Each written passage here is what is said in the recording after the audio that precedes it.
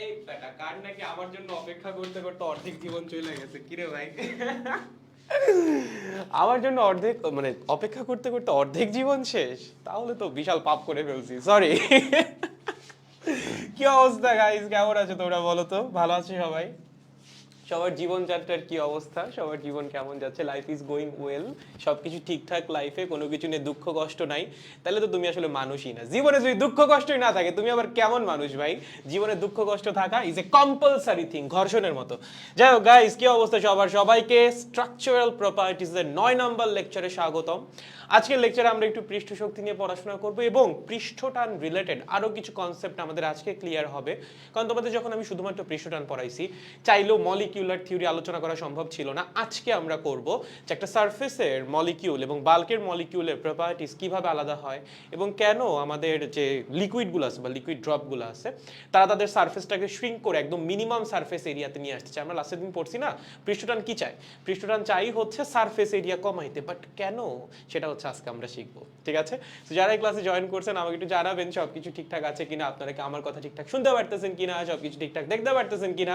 যদি সবকিছু ঠিকঠাক থাকে আমরা দেরি না করে ক্লাস শুরু করে দিব লেটস গো চলো ও মাই গড হ্যাঁ আসসালামু আলাইকুম ওয়ালাইকুম আসসালাম আসসালামু আলাইকুম ভাই ওয়ালাইকুম আসসালাম আসসালামু আলাইকুম আমার নামটা নিয়েন প্লিজ ইয়াশ ইসলাম স্বাগতম তোমাকে দাদা বলো অর্পণ কি চাচ্ছ তুমি তুমি বেটা একটা এইচএসসি 22 ব্যাচের রুয়েটের ছেলে এসে যদি ক্লাসের মধ্যে কমেন্ট করিস তুই কি 22 ব্যাচে যখন পড়াইছি তখন ভালো মতো পড়ালেখা করিস নাই তুই এরকম 26 ব্যাচের পোলাপানের ক্লাস আসছিস কেন যাই হোক কেমন আছেন তো ভালো আছি অনেক দিন পর দেখা হলো স্বাগতম স্বাগতম স্বাগতম welcome back to the class let's go বাচ্চারা আমরা দেরি করব না পড়াশোনা আসলে অনেক বুঝছো জীবনে এইসব গল্প আসলে চলতেই থাকবে বাট গল্প যখন পড়াশোনার মধ্যে চলবে তখন পড়াও হবে গল্পও হবে পড়ালেখা না করে শুধুমাত্র গল্প করলে জীবন কিন্তু আমার মতো বেদনা হয়ে যাবে ঠিক আছে লেটস গো আসো এই লাস্ট ক্লাসে আমরা কি পড়ছি লাস্ট ক্লাসে আমরা পড়ছি হচ্ছে পৃষ্ঠটান বলো তো পৃষ্ঠটান জিনিসটা কি ছিল একটা লিকুইডের সারফেস সব সময় চায় মিনিমাম সারফেস এরিয়া নিয়ে থাকতে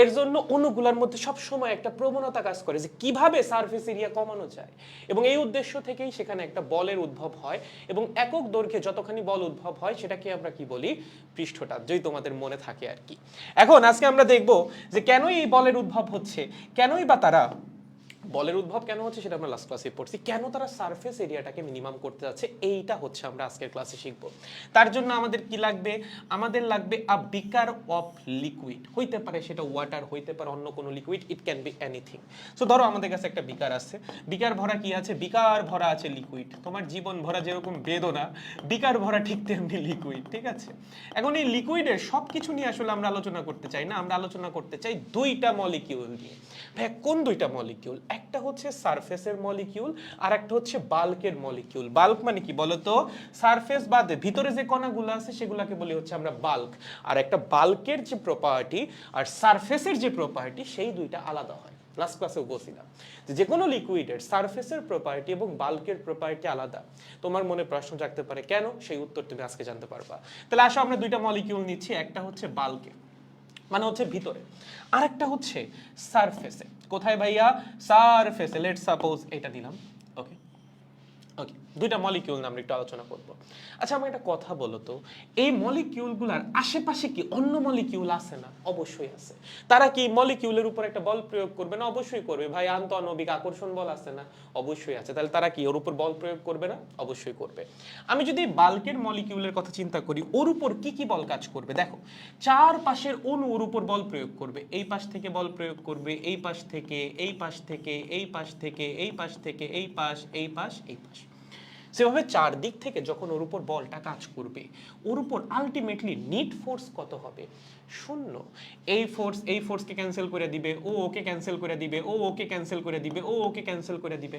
চারদিক থেকে যখন বলটা কাজ করবে তখন ওর উপর নিট ফোর্স হয়ে যাবে জিরো তাহলে আমরা বলতে পারি লিকুইডের ভিতরে যে বাল্ক মলিকিউলগুলো আছে তাদের উপর নিট ফোর্স কত হয় নিট ফোর্স হয় হচ্ছে শূন্য ওকে সেম জিনিসটা কি একটা সারফেসের মলিকিউলের জন্য হবে? সারফেসের মলিকিউলের উপরেও কি নিট ফোর্স শূন্য? The answer is no. সারফেসের মলিকিউলের উপর নিট ফোর্স শূন্য না। এখন তুমি বলতে পারো কেন ভাইয়া, কেন শূন্য না? আচ্ছা দেখো তো এই সারফেসের মলিকিউলের উপর কোন কোন দিকে বল কাজ করতেছে। একটা বল এই দিকে, একটা বল এই দিকে, একটা বল এই দিকে, একটা এই দিকে, একটা এই দিকে। ঠিক আছে, আমি ধরলাম এই বলটা ওকে ক্যান্সেল করে দিল। এগুলাকে ক্যান্সেল করবে কে? এগুলাকে ক্যান্সেল করার মতো কোনো ফোর্স কিন্তু নাই। এখন তুমি বলতে পারো যে ভাইয়া উপরে তো বাতাস আছে, বাতাসের অণুপরমাণু আছে, বায়ুর অণুপরমাণু, তারাও তো ওকে আকর্ষণ করবে। হ্যাঁ করবে, বাট এর চেয়ে কম বলে আকর্ষণ করবে। আমি স্ট্যান্ডার্ড কেসে ধরেই নিচ্ছি যে উপরে কোনো কিছু নাই, উপরে ভ্যাকিউম। যদি উপরে কোনো কিছু থাকেও, ধরলাম আমি সেটা বাতাসের কণা, বাতাসের কণা একটা পানির কণাকে যতটুকু বলে আকর্ষণ করবে, আর একটা পানির কণা ওকে তার চেয়ে বেশি বলে আকর্ষণ করবে। তার মানে অবশ্যই নিচের দিকে এবার একটা নিট ফোর্স থাকবে। এইবার নিট ফোর্স শূন্য হওয়া সম্ভব না। নিট ফোর্স শূন্য হইতো যদি উপরেও পানির মলিকিউল থাকতো বা উপরেও লিকুইড মলিকিউল থাকতো। সেটা কি আছে? নাই। তার মানে নিচের দিকে সে একটা কি করবে? ফোর্স অনুভব করবে। উপরের দিকে কিন্তু তাকে টানার মতো কেউ নাই। যদি কেউ থাকেও, নিচের দিকে যতখানি বল, উপরের দিকে ততখানি বলে সে টানতে পারবে না। সো নিট ফোর্স থাকবে কোন দিকে? নিট ফোর্স থাকবে হচ্ছে নিচের দিকে। তার মানে আমরা যদি একটা সারফেস মলিকিউলের কথা চিন্তা করি, তার উপর একটা নিট ফোর্স থাকে কোন দিকে? নিচের দিকে হচ্ছে একটা নিট ফোর্স। ওকে, তাহলে এতটুকু আমরা বুঝলাম যে বাল্কে বা ভিতরে যে মলিকিউলগুলো আছে, বাল্ক মলিকিউল, ওকে, বাল্ক মলিকিউল বা ভিতরের যে মলিকিউলগুলো, তাদের উপর নিট ফোর্স কত? নিট ফোর্স হচ্ছে শূন্য। সারফেসের মলিকিউলের উপরও কি নিট ফোর্স শূন্য? না, সারফেস মলিকিউলের উপর নিচের দিকে একটা নিট ফোর্স থাকবে। ঠিক আছে, যারা আমাদের সারফেস মলিকিউল তাদের উপর কি থাকবে? নিট ফোর্স থাকবে। কোন দিকে? আহারে নিট ফোর্স বানান বলে লিখতেছি, কি একটা জীবন। যাই হোক, কোন দিকে নিট ফোর্স থাকবে? ডাউনওয়ার্ডস। ওকে, এখন ধরো তুমি হচ্ছে একটা জায়গায় বইসা আছো, আমি তোমার উপর নিচের দিকে ফোর্স দিলাম, তুমি কি ওখানে বইসা থাকতে পারবা? অবশ্যই না। তুমি বসে থাকতে পারবা তখনই বা স্টেবল থাকতে পারবা তখনই যখন তোমার উপর নিট ফোর্স শূন্য। যদি এখানে একটা বস্তু কণা থাকে, তার উপর যদি নিচের দিকে একটা ফোর্স থাকে বা নিট ফোর্স থাকে, সে কি নিচের? অবশ্যই নিচের দিকে যাবে। তাহলে তুমি আমাকে বলো, এই সারফেসের কণার পক্ষে কি স্টেবল থাকা সম্ভব? থাকতো যদি নিট ফোর্স শূন্য হইতো, যেটা বাল্ক মলিকিউলগুলোর জন্য হবে। বাল্ক মলিকিউলগুলোর উপর নিট ফোর্স শূন্য, তারা স্টেবল থাকবে। বাট যে সারফেসে আছে তার উপর তো নিট ফোর্স শূন্য না, তার উপর নিচের দিকে নিট ফোর্স আছে। তাহলে নিচের দিকে যদি নিট ফোর্স থাকে, এই সারফেস মলিকিউলগুলা কোন দিকে আসবে? সারফেস মলিকিউলগুলা নিচের দিকে আসবে। ঠিক আছে, লেখো লেখো লেখো, সারফেস মলিকিউল নিচের দিকে আসবে। ওকে, মলিকিউল নিচের দিকে আসবে। কেন নিচের দিকে আসবে ভাই? নিচের দিকে নিট ফোর্স আছে, তার জন্যই নিচের দিকে আসবে। ওকে, তাহলে ভাইয়া ও যদি এখান থেকে নিচের দিকে চলে আসে, এখানে একটা শূন্য স্থান তৈরি হবে না? অবশ্যই তৈরি হবে। ধরো তুমি 2 তলায় বসে আছো, ঠিক আছে? কোথায় বসে আছো? 2 তলায়। তোমাকে আমি একটা ম্যাথ দিছি, তুমি ম্যাথ করতে পারো না, আমি রেগে কি করছি? তোমার মাথার মধ্যে দিছি একটা ঘুষি। তুমি কি করছো? 2 তলা ভেদ করে নিচের তলায় চলে আসছো। তাহলে তুমি যদি এখান থেকে এখানে চলে আসো, এখানে কি তৈরি হবে? এখানে একটা শূন্য স্থান তৈরি হবে। সেম কাহিনী, এই মলিকিউলের উপর নিচের দিকে একটা নিট ফোর্স আছে, সেই নিট ফোর্সের প্রভাবে ও যদি নিচে চলে আসে, এখানে কি হবে? একটা শূন্য স্থান তৈরি হবে। শূন্য স্থান কি এমনিই পড়ে থাকবে? অবশ্যই না। অন্য একটা মলিকিউল গিয়ে সেই শূন্য স্থানটাকে পূরণ করবে। প্রশ্ন হচ্ছে, সেই অন্য মলিকিউল কি আসমান থেকে আসবে ভাইয়া? অবশ্যই না। সেই অন্য মলিকিউল আসবে হচ্ছে বাল্ক থেকে। বাল্কের মধ্যে থেকে কি হবে? একটা পরমাণু বা একটা অণু ওখানে গিয়ে শূন্য স্থানটা পূরণ করবে। ঠিক আছে, ও এসে কি করবে? শূন্য স্থান পূরণ করবে। লেখো লেখো লেখো, শূন্য স্থান পূরণ করবে। ওকে, পূরণ করবে। এই জিনিসটা না কন্টিনিউয়াসলি চলতে থাকবে, বুঝছো? এমন না যে একটা পরমাণুর জন্য হইছে তারপর আর হবে না।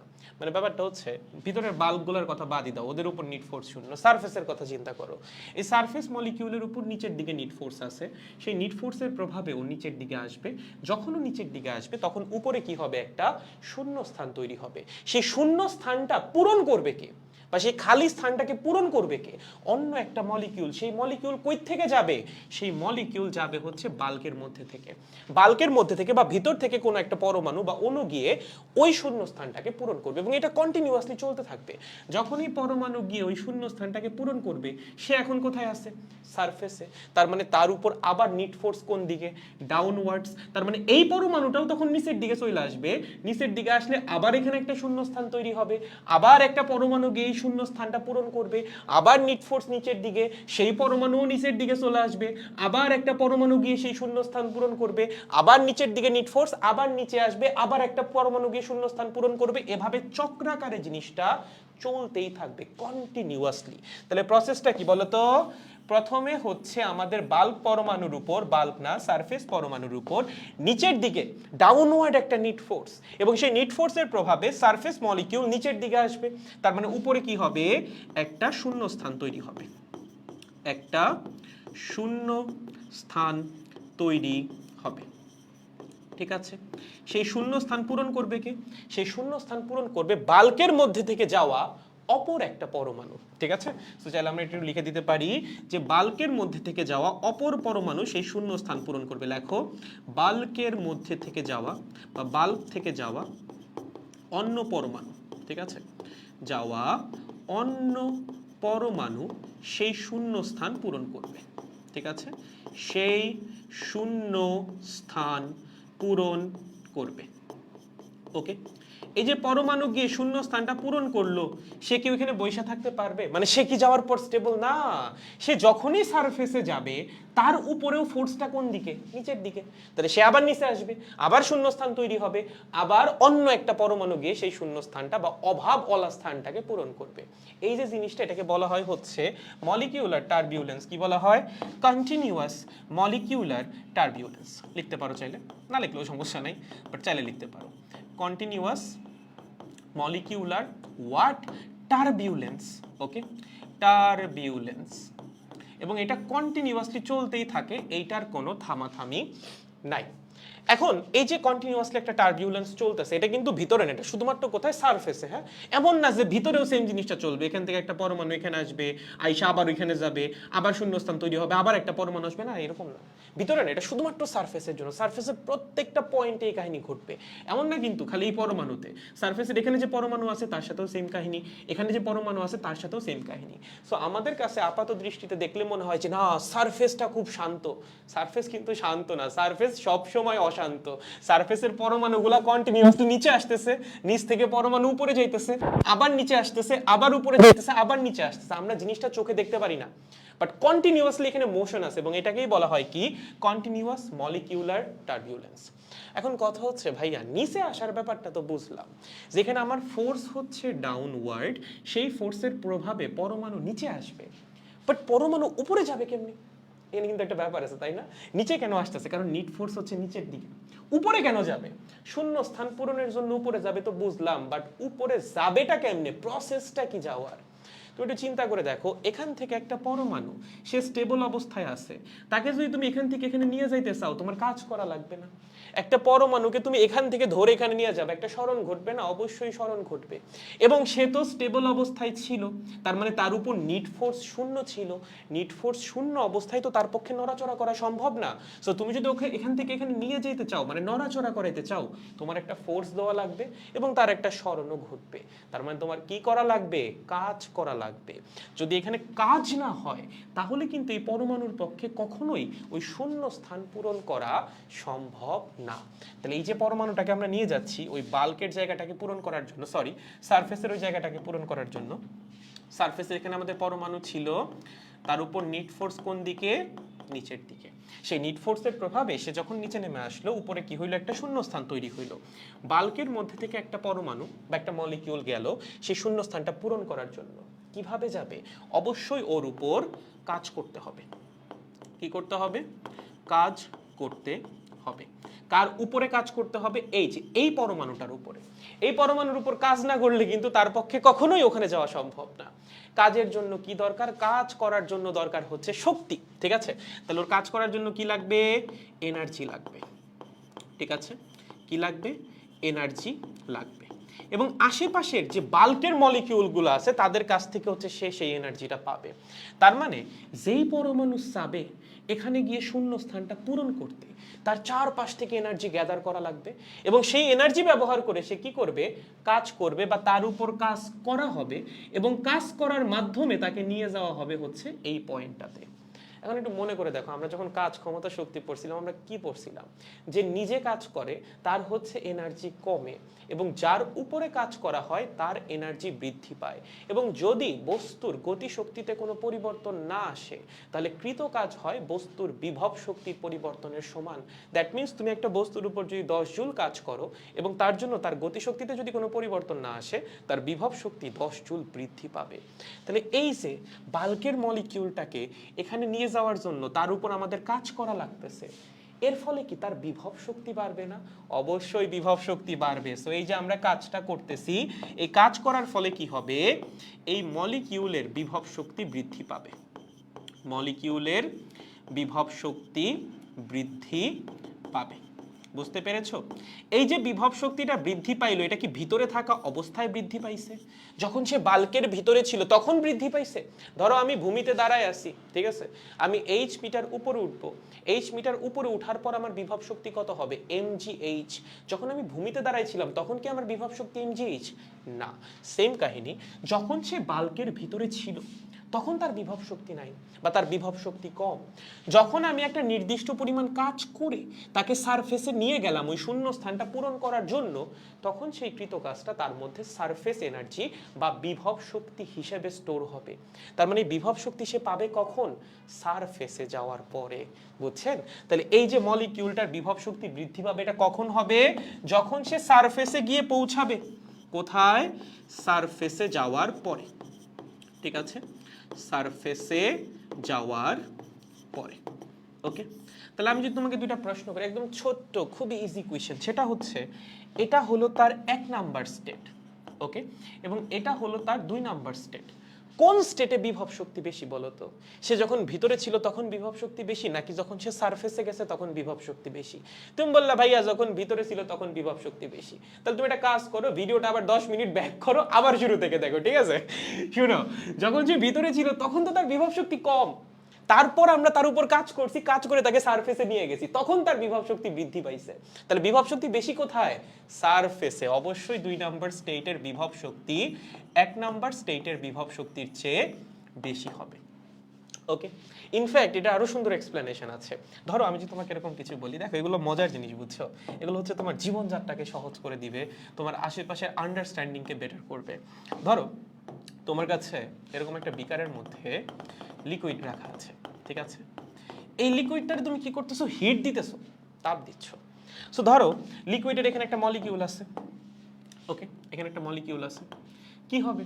এই মলিকিউল কি সরাসরি বাষ্পীভূত হইতে পারবে না, কিন্তু এই মলিকিউলের প্রথমে আসা লাগবে সারফেসে, ঠিক আছে, দেন সারফেস থেকে সে হবে বাষ্পীভূত। তাহলে আমি 3টা স্টেট নিলাম, এটা হচ্ছে 1 নাম্বার স্টেট, এটা হচ্ছে 2 নাম্বার স্টেট, এটা হচ্ছে 3 নাম্বার স্টেট। 1 নাম্বার স্টেটে আমার মলিকিউলটা বাল্কের ভিতরে ছিল, দেন আমি তার উপর একটা নির্দিষ্ট পরিমাণ শক্তি দিছি, শক্তি দেওয়ার জন্য সে প্রথমে সারফেসে আসছে, আরো শক্তি দিছি, সে একদম বাষ্পীভূত হয়ে গেছে, উড়ে গেছে এখান থেকে, ঠিক আছে? বলতো কোন স্টেটে শক্তি সবচেয়ে বেশি? সবচেয়ে বেশি শক্তি হচ্ছে 3 নাম্বার স্টেটে। U3 is greater than U2 is greater than U1। কেন ভাইয়া? সে তো 1 নাম্বার স্টেটে স্টেবল ছিল, সে তো ভিতরে শান্তিতে ছিল, তুমি তাকে এনার্জি দিছো, জোর করে তাকে সারফেসে পাঠাইছো, তার মানে তোমার তাকে শক্তি দেওয়া লাগছে, তার শক্তির পরিমাণ বাড়ছে, তাহলে অবশ্যই 2 নাম্বার স্টেটে এনার্জি বেশি। তুমি আরো শক্তি দিছো, সে সারফেস থেকে উইড়া গেছে, তার মানে 3 নাম্বার স্টেটে শক্তি আরো বেশি। বুঝছেন? আপাতত 3 নাম্বার স্টেট নিয়ে আমাদের চিন্তা করার দরকার নাই, আমাদের চিন্তা হচ্ছে এই 2টা স্টেট নিয়ে। তাহলে কেউ যদি তোমাকে জিজ্ঞাসা করে একটা লিকুইডের ভিতরের মলিকিউলগুলোর এনার্জি বেশি নাকি সারফেসের মলিকিউলগুলোর এনার্জি বেশি, অবশ্যই সারফেস মলিকিউলের এনার্জি বা পটেনশিয়াল এনার্জি বেশি। তাহলে একটু লিখে ফেলেন, আমাদের সারফেস মলিকিউলগুলোর কি হয়, এনার্জি বা পটেনশিয়াল এনার্জি বেশি হয়, ঠিক আছে? সারফেস মলিকিউলের potential energy is greater than bulk molecule potential energy। বুঝেছো? ক্লিয়ার একদম? তার মানে ভিতরে যে অণু পরমাণুগুলো আছে বা মলিকিউলগুলো আছে তাদের পটেনশিয়াল এনার্জি কম, সারফেসে যে মলিকিউলগুলো আছে তাদের পটেনশিয়াল এনার্জি বেশি। এবার ধরো আমি তোমাকে দুইটা গোলক এঁকে দিলাম, কি এঁকে দিলাম? দুইটা গোলক এঁকে দিলাম। ধরো এই একটা আর একটা হচ্ছে এই, তুমি দেখেই হয়তো বা বুঝতেছো আই গেস, যদি মানে ভালো মতো দেখো তাহলে বুঝতে পারার কথা। বলো তো কোন গোলকটা এখানে বড়, কোনটা ছোট? বলো বলো বলো। এটা হচ্ছে 1 নাম্বার গোলক, কোনটা? এইটা। এটা হচ্ছে আমাদের 1 নাম্বার গোলক, এটা হচ্ছে আমাদের 2 নাম্বার গোলক। আমি তোমাকে প্রশ্ন করলাম এই দুইটা গোলকের মধ্যে কার বিভব শক্তি বেশি? তুমি বললো ভাইয়া এইটা কেমনে বের করবো ভাই, এইভাবে কি বিভব শক্তি বের করা যায় নাকি? এক্সাক্ট বিভব শক্তি বের করা যায় না, বাট ইউ ক্যান কম্পেয়ার। কিভাবে কম্পেয়ার করতে পারবা? চিন্তা করে দেখো এই দুইটা গোলকের মধ্যে কার সারফেস এরিয়া বেশি। আবার বলছি এগুলো কিন্তু কঠিন পদার্থের হইলে হবে না, এগুলো অবশ্যই কি লিকুইড গোলক, ঠিক আছে? মানে ধরো পানির ফোঁটা, ওকে, বা তেলের ফোঁটা, এরকম কিছু। এগুলো কি? এগুলো হচ্ছে লিকুইড ড্রপ। লিকুইড ড্রপ আমরা কিন্তু সব লিকুইডের জন্য পড়তেছি, কঠিন পদার্থের জন্য না। কঠিন পদার্থের পড়া চ্যাপ্টারের শুরুতেই শেষ।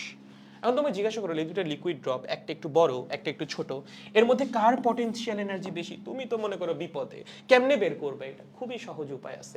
তুমি চিন্তা করে দেখো যেই লিকুইডটা বড় তার কিন্তু সারফেস এরিয়া বড়, তাই না? ওর সারফেস এরিয়া কি অবশ্যই বড় না? সো আমি যদি তোমাকে বলি কার সারফেস এরিয়া বড়, টোটাল এরিয়া না, জাস্ট সারফেস এরিয়া, ঠিক আছে? তাহলে সারফেস এরিয়া কার বড়? সারফেস এরিয়া 1 অবশ্যই সারফেস এরিয়া 2 চেয়ে বেশি, ঠিক আছে? কারণ প্রথম গোলকটা বড় গোলক, যার সারফেস এরিয়া বেশি তার সারফেসে মলিকিউল বেশি, এবং সারফেস মলিকিউলের এনার্জি বা পটেনশিয়াল এনার্জি ভিতরের মলিকিউলগুলোর তুলনায় বেশি। সো আমরা ভিতরের মলিকিউলগুলোর পটেনশিয়াল এনার্জি নিয়ে চিন্তাই করব না আপাতত, আমাদের চিন্তা শুধুমাত্র সারফেস মলিকিউল নিয়ে। তাহলে এখানে সারফেস এরিয়া বড়, এখানে সারফেস এরিয়া ছোট, যেহেতু এখানে সারফেস এরিয়া বড় এখানে সারফেস মলিকিউল বেশি, সারফেস মলিকিউল যত বেশি পটেনশিয়াল এনার্জিও তত বেশি। তাহলে বলেন তো এই দুইজনের মধ্যে কার পটেনশিয়াল এনার্জি বেশি হবে? অবশ্যই 1 নম্বরের, 2 নম্বরের হবে কম। বুঝছেন? তাহলে এখান থেকে আমরা কি বলতে পারি? সারফেস এরিয়া একটা লিকুইড ড্রপের বা যে কোনো লিকুইডের সারফেস এরিয়া যত বড় হবে তার পটেনশিয়াল এনার্জি হবে তত বেশি। তাহলে লেখেন সারফেস এরিয়া যত বড় হবে, লেখো সারফেস এরিয়া যত বড় পটেনশিয়াল এনার্জি কি হবে? একটু বাংলায় লেখো বা হচ্ছে ভাষায় লেখো, পটেনশিয়াল এনার্জি তত বেশি, ঠিক আছে? তত বেশি।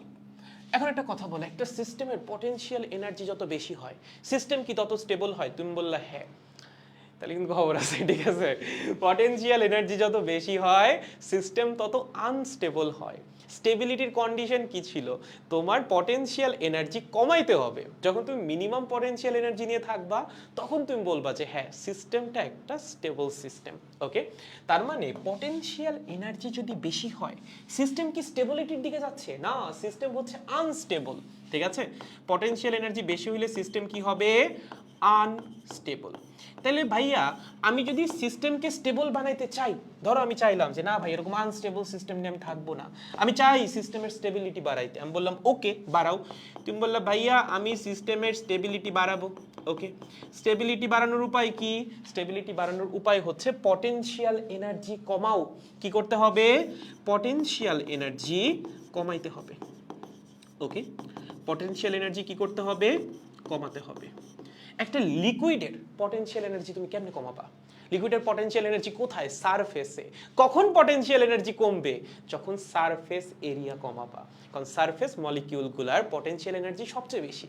যখন তুমি সারফেস এরিয়া কমাবা সারফেসে মলিকিউল কমে যাবে, সারফেসে যদি মলিকিউল কমে যায় অটোমেটিক্যালি পটেনশিয়াল এনার্জি তো ড্রপ করবেই। তার মানে তুমি যদি একটা লিকুইডের পটেনশিয়াল এনার্জি কমাইতে চাও বা ড্রপ করাইতে চাও তোমার সারফেসের মলিকিউলের সংখ্যা কমাইতে হবে, এবং এটা তখনই সম্ভব যখন তুমি সারফেস এরিয়াটা কমাবা।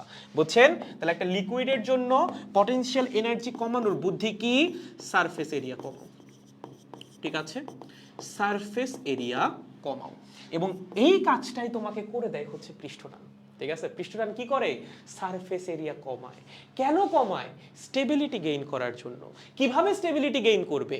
পটেনশিয়াল এনার্জি কমানোর মাধ্যমে, এবং এটা কমানোর উপায়ই হচ্ছে সারফেস এরিয়া কমানো। বুঝছেন? এইটা হচ্ছে একদম প্রপার ব্যাখ্যা। সো আপনাকে যদি কেউ জিজ্ঞাসা করে যে পৃষ্ঠটান কি কাজ করতেছে, পৃষ্ঠটান হচ্ছে সারফেস এরিয়া কমাচ্ছে। সো এই কাজটা করে দেয় কে? সারফেস টেনশন, ওকে, কেউ যদি জিজ্ঞাসা করে কেন কেন কেন কেন সারফেস এরিয়া কমাবে, কারণ সারফেস এরিয়া যখন কমবে তখন সারফেসে মলিকিউল কমবে, সারফেসে মলিকিউল কমলে পুরো সিস্টেমের পটেনশিয়াল এনার্জি কমবে, পুরো সিস্টেমের পটেনশিয়াল এনার্জি কমলে সিস্টেম স্টেবিলিটি পাবে, এবং যে কোনো সিস্টেমের উদ্দেশ্য তো এটাই, সে স্টেবিলিটি চায়, সে তো আনস্টেবল থাকতে চায় না, বুঝছেন? সো এই হচ্ছে একদম প্রপার ব্যাখ্যা যে পৃষ্ঠটান আসলে করেটা কি। পৃষ্ঠটান হচ্ছে সারফেস এরিয়া কমায়। কেন কমায়? কারণ আমার পটেনশিয়াল এনার্জি কমাইতে হবে। যখন সারফেস এরিয়া কমবে, মলিকিউল কমবে সারফেসে, সারফেসের মলিকিউলগুলোর এনার্জি বেশি ভিতরের মলিকিউলগুলোর তুলনায়। সো আমার সারফেসের এরিয়া কমাইলে অটোমেটিক্যালি এখানে পটেনশিয়াল এনার্জি ড্রপ করতে থাকবে, এবং পটেনশিয়াল এনার্জি কমে গেলে তখন আসলে আমরা স্টেবিলিটির দিকে যেতে পারবো, বা সিস্টেম স্টেবিলিটির দিকে যেতে পারবে, বুঝছেন? সো এই হচ্ছে আমাদের পৃষ্ঠটানের কাজ। চাইলে এটাকে হেডলাইনও দিতে পারেন। ওকে, পৃষ্ঠটান এর কাজ। ওকে, সো এই কাজটাই হচ্ছে পৃষ্ঠটান করে দেয়, বুঝতে পারছো? ইনফ্যাক্ট তুমি যদি চিন্তাও করো, মানে পৃষ্ঠটানের উপস্থিতির কথাও যদি চিন্তা করো, এটা বেশ কয়েকভাবে বোঝা যেতে পারে যে পৃষ্ঠটান কি আসলেই আছে কিনা। আসলেই আছে।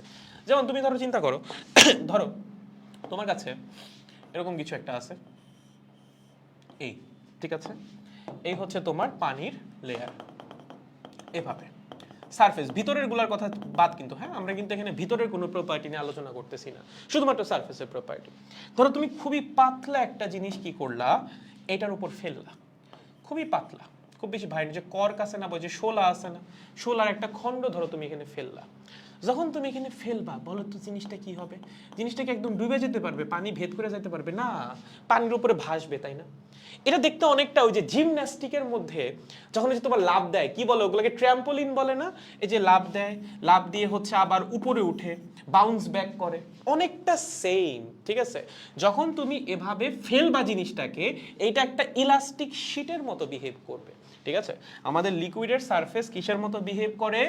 ইলাস্টিক শীটের মধ্যে। আমরা যখন লাফ দিই তখন আসলে সেটা খুব ভালো মতো বোঝা যায় না, কারণ আমরা যথেষ্ট ভারী, আমরা যথেষ্ট পরিমাণ বল প্রয়োগ করি, এবং বল প্রয়োগ করে আসলে আমরা সারফেসকে ভেদ করে চলে যাই। সো তুমি যদি অনেক বেশি বল প্রয়োগ না করো, তখন হচ্ছে তুমি এই প্রপার্টিটা দেখতে পারবা যে সারফেস বা লিকুইডের যে সারফেসটা, সে আসলে একটা ইলাস্টিক শীটের মতো বিহেভ করে, ঠিক আছে? কিসের মতো? ইলাস্টিক শীটের মতো। ওকে, ইলাস্টিক শীট, ওকে, শীটের মতো বিহেভ করবে। যেমন ধরো যে অনেক পোকামাকড় আছে না, পানির মধ্যে হাঁটে, তারা কেমনে হাঁটে?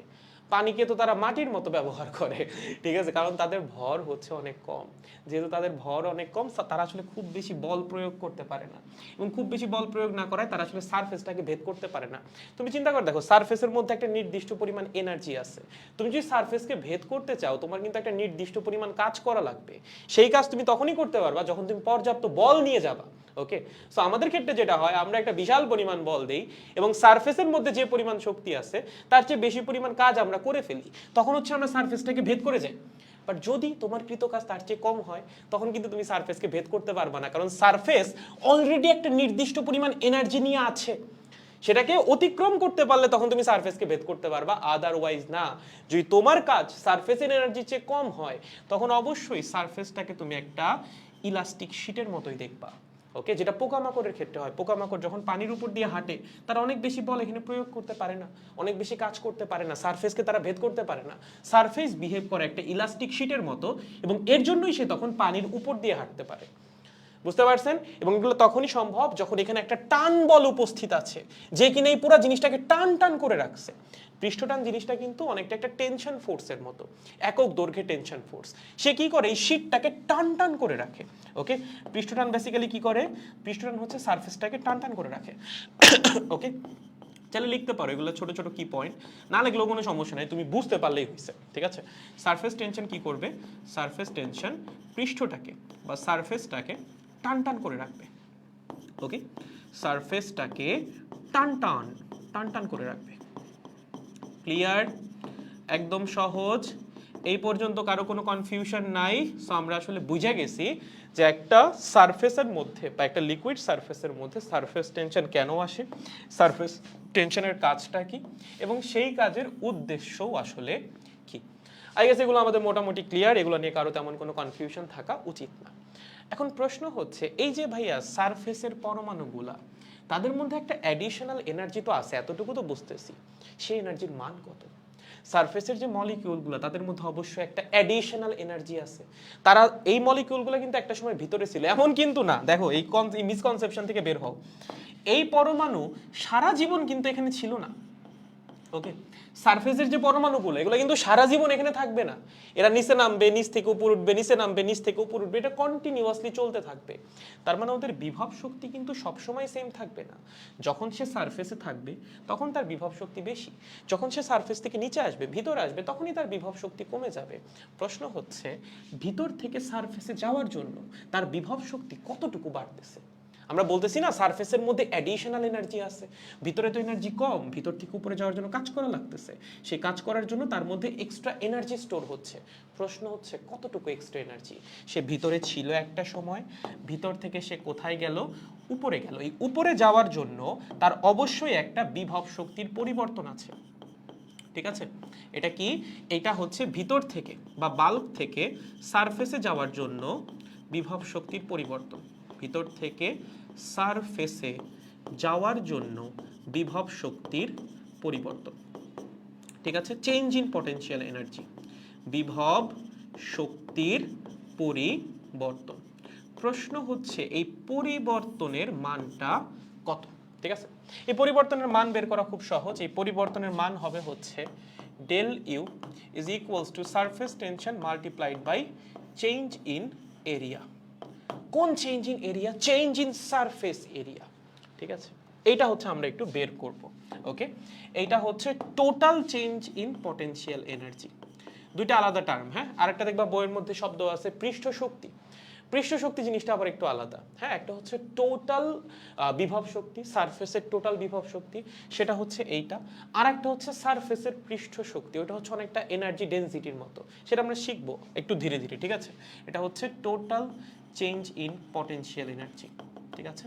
চেঞ্জ ইন পটেনশিয়াল এনার্জি কোথায়? সারফেসে। সেটা আমরা একটু বের করতে চাই। কিভাবে বের করতে পারি আসো দেখা যাক।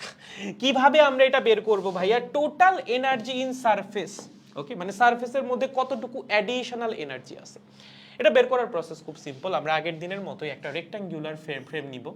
ওকে, এই জিনিসের সাথে আমরা এতদিনে তো পরিচিত হয়ে গেছি, 2 দিন ধরে মনে এই জিনিস দেখতেছি, ঠিক আছে। আমাদের কাছে হচ্ছে এরকম একটা রেক্ট্যাঙ্গুলার ফ্রেম আছে, আর এখানে হচ্ছে একটা স্লাইডিং ওয়্যার আছে। কি আছে? একটা স্লাইডিং ওয়্যার, ঠিক আছে। এটা হচ্ছে একটা স্লাইডিং ওয়্যার, লেখো একটু স্লাইডিং ওয়্যার।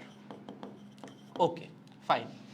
এই স্লাইডিং ওয়্যার আর ফ্রেম দিয়ে তুমি কি রাখছো বা কি আটকায় রাখছো? তুমি আটকায় রাখছো হচ্ছে একটা সোপ ফিল্ম, হ্যাঁ। কি একটা?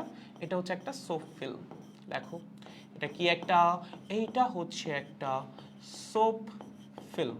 ওকে, বা এই সাবানের যে ফেনা আছে না, এরকম টাইপের কিছু একটা। ওকে, ফাইন। এখন আমি যদি এখানে কোনো বল প্রয়োগ না করি, স্লাইডিং ওয়্যারের উপর কি কোনো বল কাজ করবে?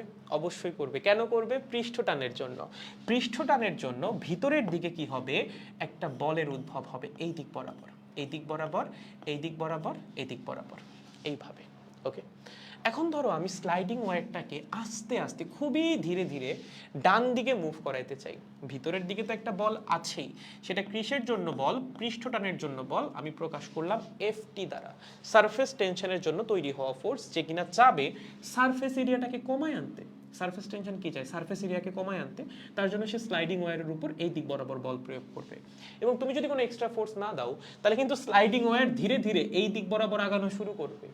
তুমি যদি আগানোটাকে বন্ধ করতে চাও বা আস্তে আস্তে স্লাইডিং ওয়্যারটাকে ডান দিকে নিতে চাও, তখন তোমার কি করতে হবে? তোমার একটা সমমানের বল অপোজিট ডিরেকশনে প্রয়োগ করা লাগবে। এখন তুমি বলতে পারো যে ভাই সমমানের বল দিলে তো ইকুইলিব্রিয়ামে চলে যাবে। হ্যাঁ, আমরা প্রথমে ধরো হালকা একটু বেশি বল দিব, হালকা একটু বেশি বল দিয়ে ওর মধ্যে ডান দিকে একটা মোশন ক্রিয়েট করব, দেন সমমানের বল প্রয়োগ করব যেন ও সমবেগে ডান দিকে যাওয়া শুরু করে, ঠিক আছে। সো আমরা ধরে নিতে পারি ডান দিক বরাবর আমাদের অ্যাপ্লাইড ফোর্স হবে পৃষ্ঠটানের জন্য তৈরি হওয়া বলের সমান। এবং যখন আমরা ডান দিক বরাবর এই ফোর্সটা দিব, আমাদের স্লাইডিং ওয়্যারটা কি করবে? ধীরে ধীরে ধীরে ধীরে ডান দিকে আগানো শুরু করবে। এবং ধরো সে কিছুটা ডান দিকে আগাইছে। কতটুকু ডান দিকে আগাইছে ভাইয়া? ধরো সে ডান দিকে আগায় আসছে এখানে। কোথায়? এখানে, ঠিক আছে।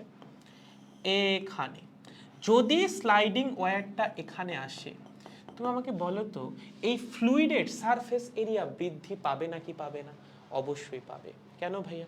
ধরো আগে তোমার সোপ ফিল্মটা ছিল হচ্ছে এতটুকু দৈর্ঘ্য জুড়ে, সেটা হচ্ছে এক্স। তাহলে আগে এই সারফেসের এরিয়া কত ছিল? আগে এই সারফেসের এরিয়া ছিল, লেখো এরিয়া ইনিশিয়াল, ঠিক আছে, সেটা ছিল হচ্ছে দৈর্ঘ্য হচ্ছে এল মিটার, আমি ধরলাম স্লাইডিং ওয়্যারের দৈর্ঘ্য হচ্ছে এল মিটার আর প্রস্থ হচ্ছে এক্স মিটার। তাহলে আগে এরিয়া ছিল L multiplied by X multiplied by 2। ভাইয়া 2 কই থেকে আসলো? সারফেস কি একটা? সারফেস এই পাশে আছে একটা, ওই পাশে আছে আর একটা। যখনই তোমাকে সোপ ফিল্মের কথা বলে দিবে, এটা এই ভুল যেন না হয়, ঠিক আছে, একটা হচ্ছে লিকুইড ড্রপ বা লিকুইড বাবল, ওকে, আর একটা হচ্ছে সোপ বাবল বা সোপ ফিল্ম। লিকুইড বাবলে সারফেস থাকে একটা, শুধুমাত্র বাইরের সারফেসটা, বাট সোপ ফিল্মে সারফেস কিন্তু দুইটা, একটা এই পাশে আর একটা হচ্ছে ওই পাশে, ঠিক আছে। তাহলে আগে এরিয়া কত ছিল? এই পাশে এল ইন্টু এক্স, ওই পাশে L into X, that means L into X multiplied by 2 অথবা L into X plus L into X, তুমি যেভাবেই লেখো। পরবর্তীতে কি হয়েছে? পরবর্তীতে আমাদের স্লাইডারটা একটু ডান দিকে আগাইছে। ভাই স্লাইডার যদি ডান দিকে আগায়, এই সোপ ফিল্মটাও কি প্রসারিত হবে না? অবশ্যই প্রসারিত হবে। কতটুকু প্রসারিত হইছে? আমি ধরলাম ডেল এক্স পরিমাণ প্রসারিত হইছে। কতটুকু? ডেল এক্স পরিমাণ, ঠিক আছে, ডেল এক্স পরিমাণ সে প্রসারিত হইছে। তাহলে বর্তমানে প্রসারণের পরে এখন এরিয়া কত বা এখন সারফেস এরিয়া কত? লেখো এখন সারফেস এরিয়া বা area final is equals two, দেখো তো কত হইছে, দৈর্ঘ্য এখনো এলই আছে, প্রস্থ হয়ে গেছে x plus del x, that means L multiplied by x plus del x multiplied by 2। 2 দিয়ে কেন গুণ হইল? কারণ এই পাশেও আছে সারফেস, ওই পাশেও আছে সারফেস, এর জন্য হচ্ছে 2 দিয়ে গুণ হবে। তাহলে এতটুকু আমরা ক্লিয়ার যে এখানে এরিয়াতে একটা চেঞ্জ আসছে। আগে এরিয়া ছিল একটা সারফেস এরিয়া, এখন এরিয়াটা চেঞ্জ হয়ে অন্য কিছু একটা হইছে। কেন হইলো এই চেঞ্জটা? চেঞ্জটা হইছে কারণ আমরা এই দিক বরাবর বল প্রয়োগ করছি, তার জন্য। কতটুকু বল প্রয়োগ করছি? সারফেস টেনশনের জন্য তৈরি হওয়া বলের সমান পরিমাণ বল, ওকে, এতটুকু নিয়ে কোনো কনফিউশন নেই। তাহলে ভাইয়া আমি যদি বল প্রয়োগ করি, তার জন্য যদি সিস্টেমে ডেল এক্স পরিমাণ সরণ ঘটে, আমার কাজ করা লাগবে কতটুকু? খুবই সহজ ভাই, প্রযুক্ত বল মাল্টিপ্লাইড বাই সরণ। দেখো এখানে তুমি করছোটা কি? তুমি বল প্রয়োগ করছো, বল প্রয়োগ করার জন্য তোমার সিস্টেম সরছে কতটুকু? ডেল এক্স পরিমাণ। তাহলে কেউ যদি তোমার প্রশ্ন করে এখানে কৃত কাজ কত, বলো কৃত কাজ কত হবে, বলো তো দেখি। ভাইয়া কাজ বের করতে পারি না। কাজ বের করতে পারিস না মানে বল ইনটু সরণ। বলের মান কত হবে? এই এখানে বলের মান কত হবে? সারফেস টেনশনের জন্য তৈরি হওয়া ফোর্সের সমান। সারফেস টেনশনের জন্য কতটুকু ফোর্স তৈরি হবে? সারফেস টেনশনের ফর্মুলা ছিল তৈরি হওয়া ফোর্স ডিভাইডেড বাই যতটুকু দৈর্ঘ্য জুড়ে ফোর্সটা তৈরি হয়েছে। কতটুকু দৈর্ঘ্য জুড়ে ফোর্সটা তৈরি হয়েছে? ভাইয়া এল মিটার দৈর্ঘ্য জুড়ে। ভুল, এই পাশে এল, ওই পাশেও তো এল, সারফেস দুইটা, এই পাশেও ফোর্স তৈরি হয়েছে, ফোর্স তো ওই পাশেও তৈরি হয়েছে, এই পাশে তৈরি হয়েছে এল মিটার দৈর্ঘ্য জুড়ে, ওই পাশেও তো তৈরি হয়েছে এল মিটার দৈর্ঘ্য জুড়ে। তাহলে এই ফোর্স টোটাল কতটুকু দৈর্ঘ্য জুড়ে তৈরি হয়েছে? L plus L, that means twice L পরিমাণ দৈর্ঘ্য জুড়ে। তাহলে সারফেস টেনশন হবে তৈরি হওয়া ফোর্স ডিভাইডেড বাই যতটুকু দৈর্ঘ্য জুড়ে সারফেস টেনশনটা বা ফোর্সটা তৈরি হয়েছে, ওকে। তাহলে আমাদের ফোর্সের মান কত হবে? ফোর্সের মান হবে surface tension multiplied by twice L, ঠিক আছে। তাহলে চলো এখানে একটু বসাই দিই, কি আসে? T multiplied by 2l into del X, ঠিক আছে। এই হচ্ছে আমাদের কৃত কাজের ফর্মুলা। এখন এখান থেকে আমরা এই 12 ইন্টু ডেল এক্স এর মানটা একটু অন্যভাবে প্রকাশ করতে চাই। কিভাবে প্রকাশ করতে চাই একটু খেয়াল করেন। আমি যদি আপনাকে জিজ্ঞাসা করি এখানে এরিয়া কতটুকু পরিবর্তন হয়েছে, তুমি ইনিশিয়াল এরিয়া জানো, তুমি ফাইনাল এরিয়া জানো, চেঞ্জ ইন এরিয়া কত বলো তো? চেঞ্জ ইন এরিয়া বা ডেল এ হবে হচ্ছে final area minus initial area, তাই না? ফাইনাল এরিয়াটা কত? ফাইনাল এরিয়া হচ্ছে এইটা, L multiplied by x plus del x multiplied by 2. Initial area কত? ইনিশিয়াল এরিয়া হচ্ছে এটা 2lx। দেখো তো এখান থেকে আমি 12 কমন নিতে পারি না? অবশ্যই 12 কমন নিতে পারি। যদি আমি 12টাকে কমন নেই, এখানে থাকবে x plus del x, এখানে থাকবে হচ্ছে মাইনাস x, x বাদ, that means 2l into del x।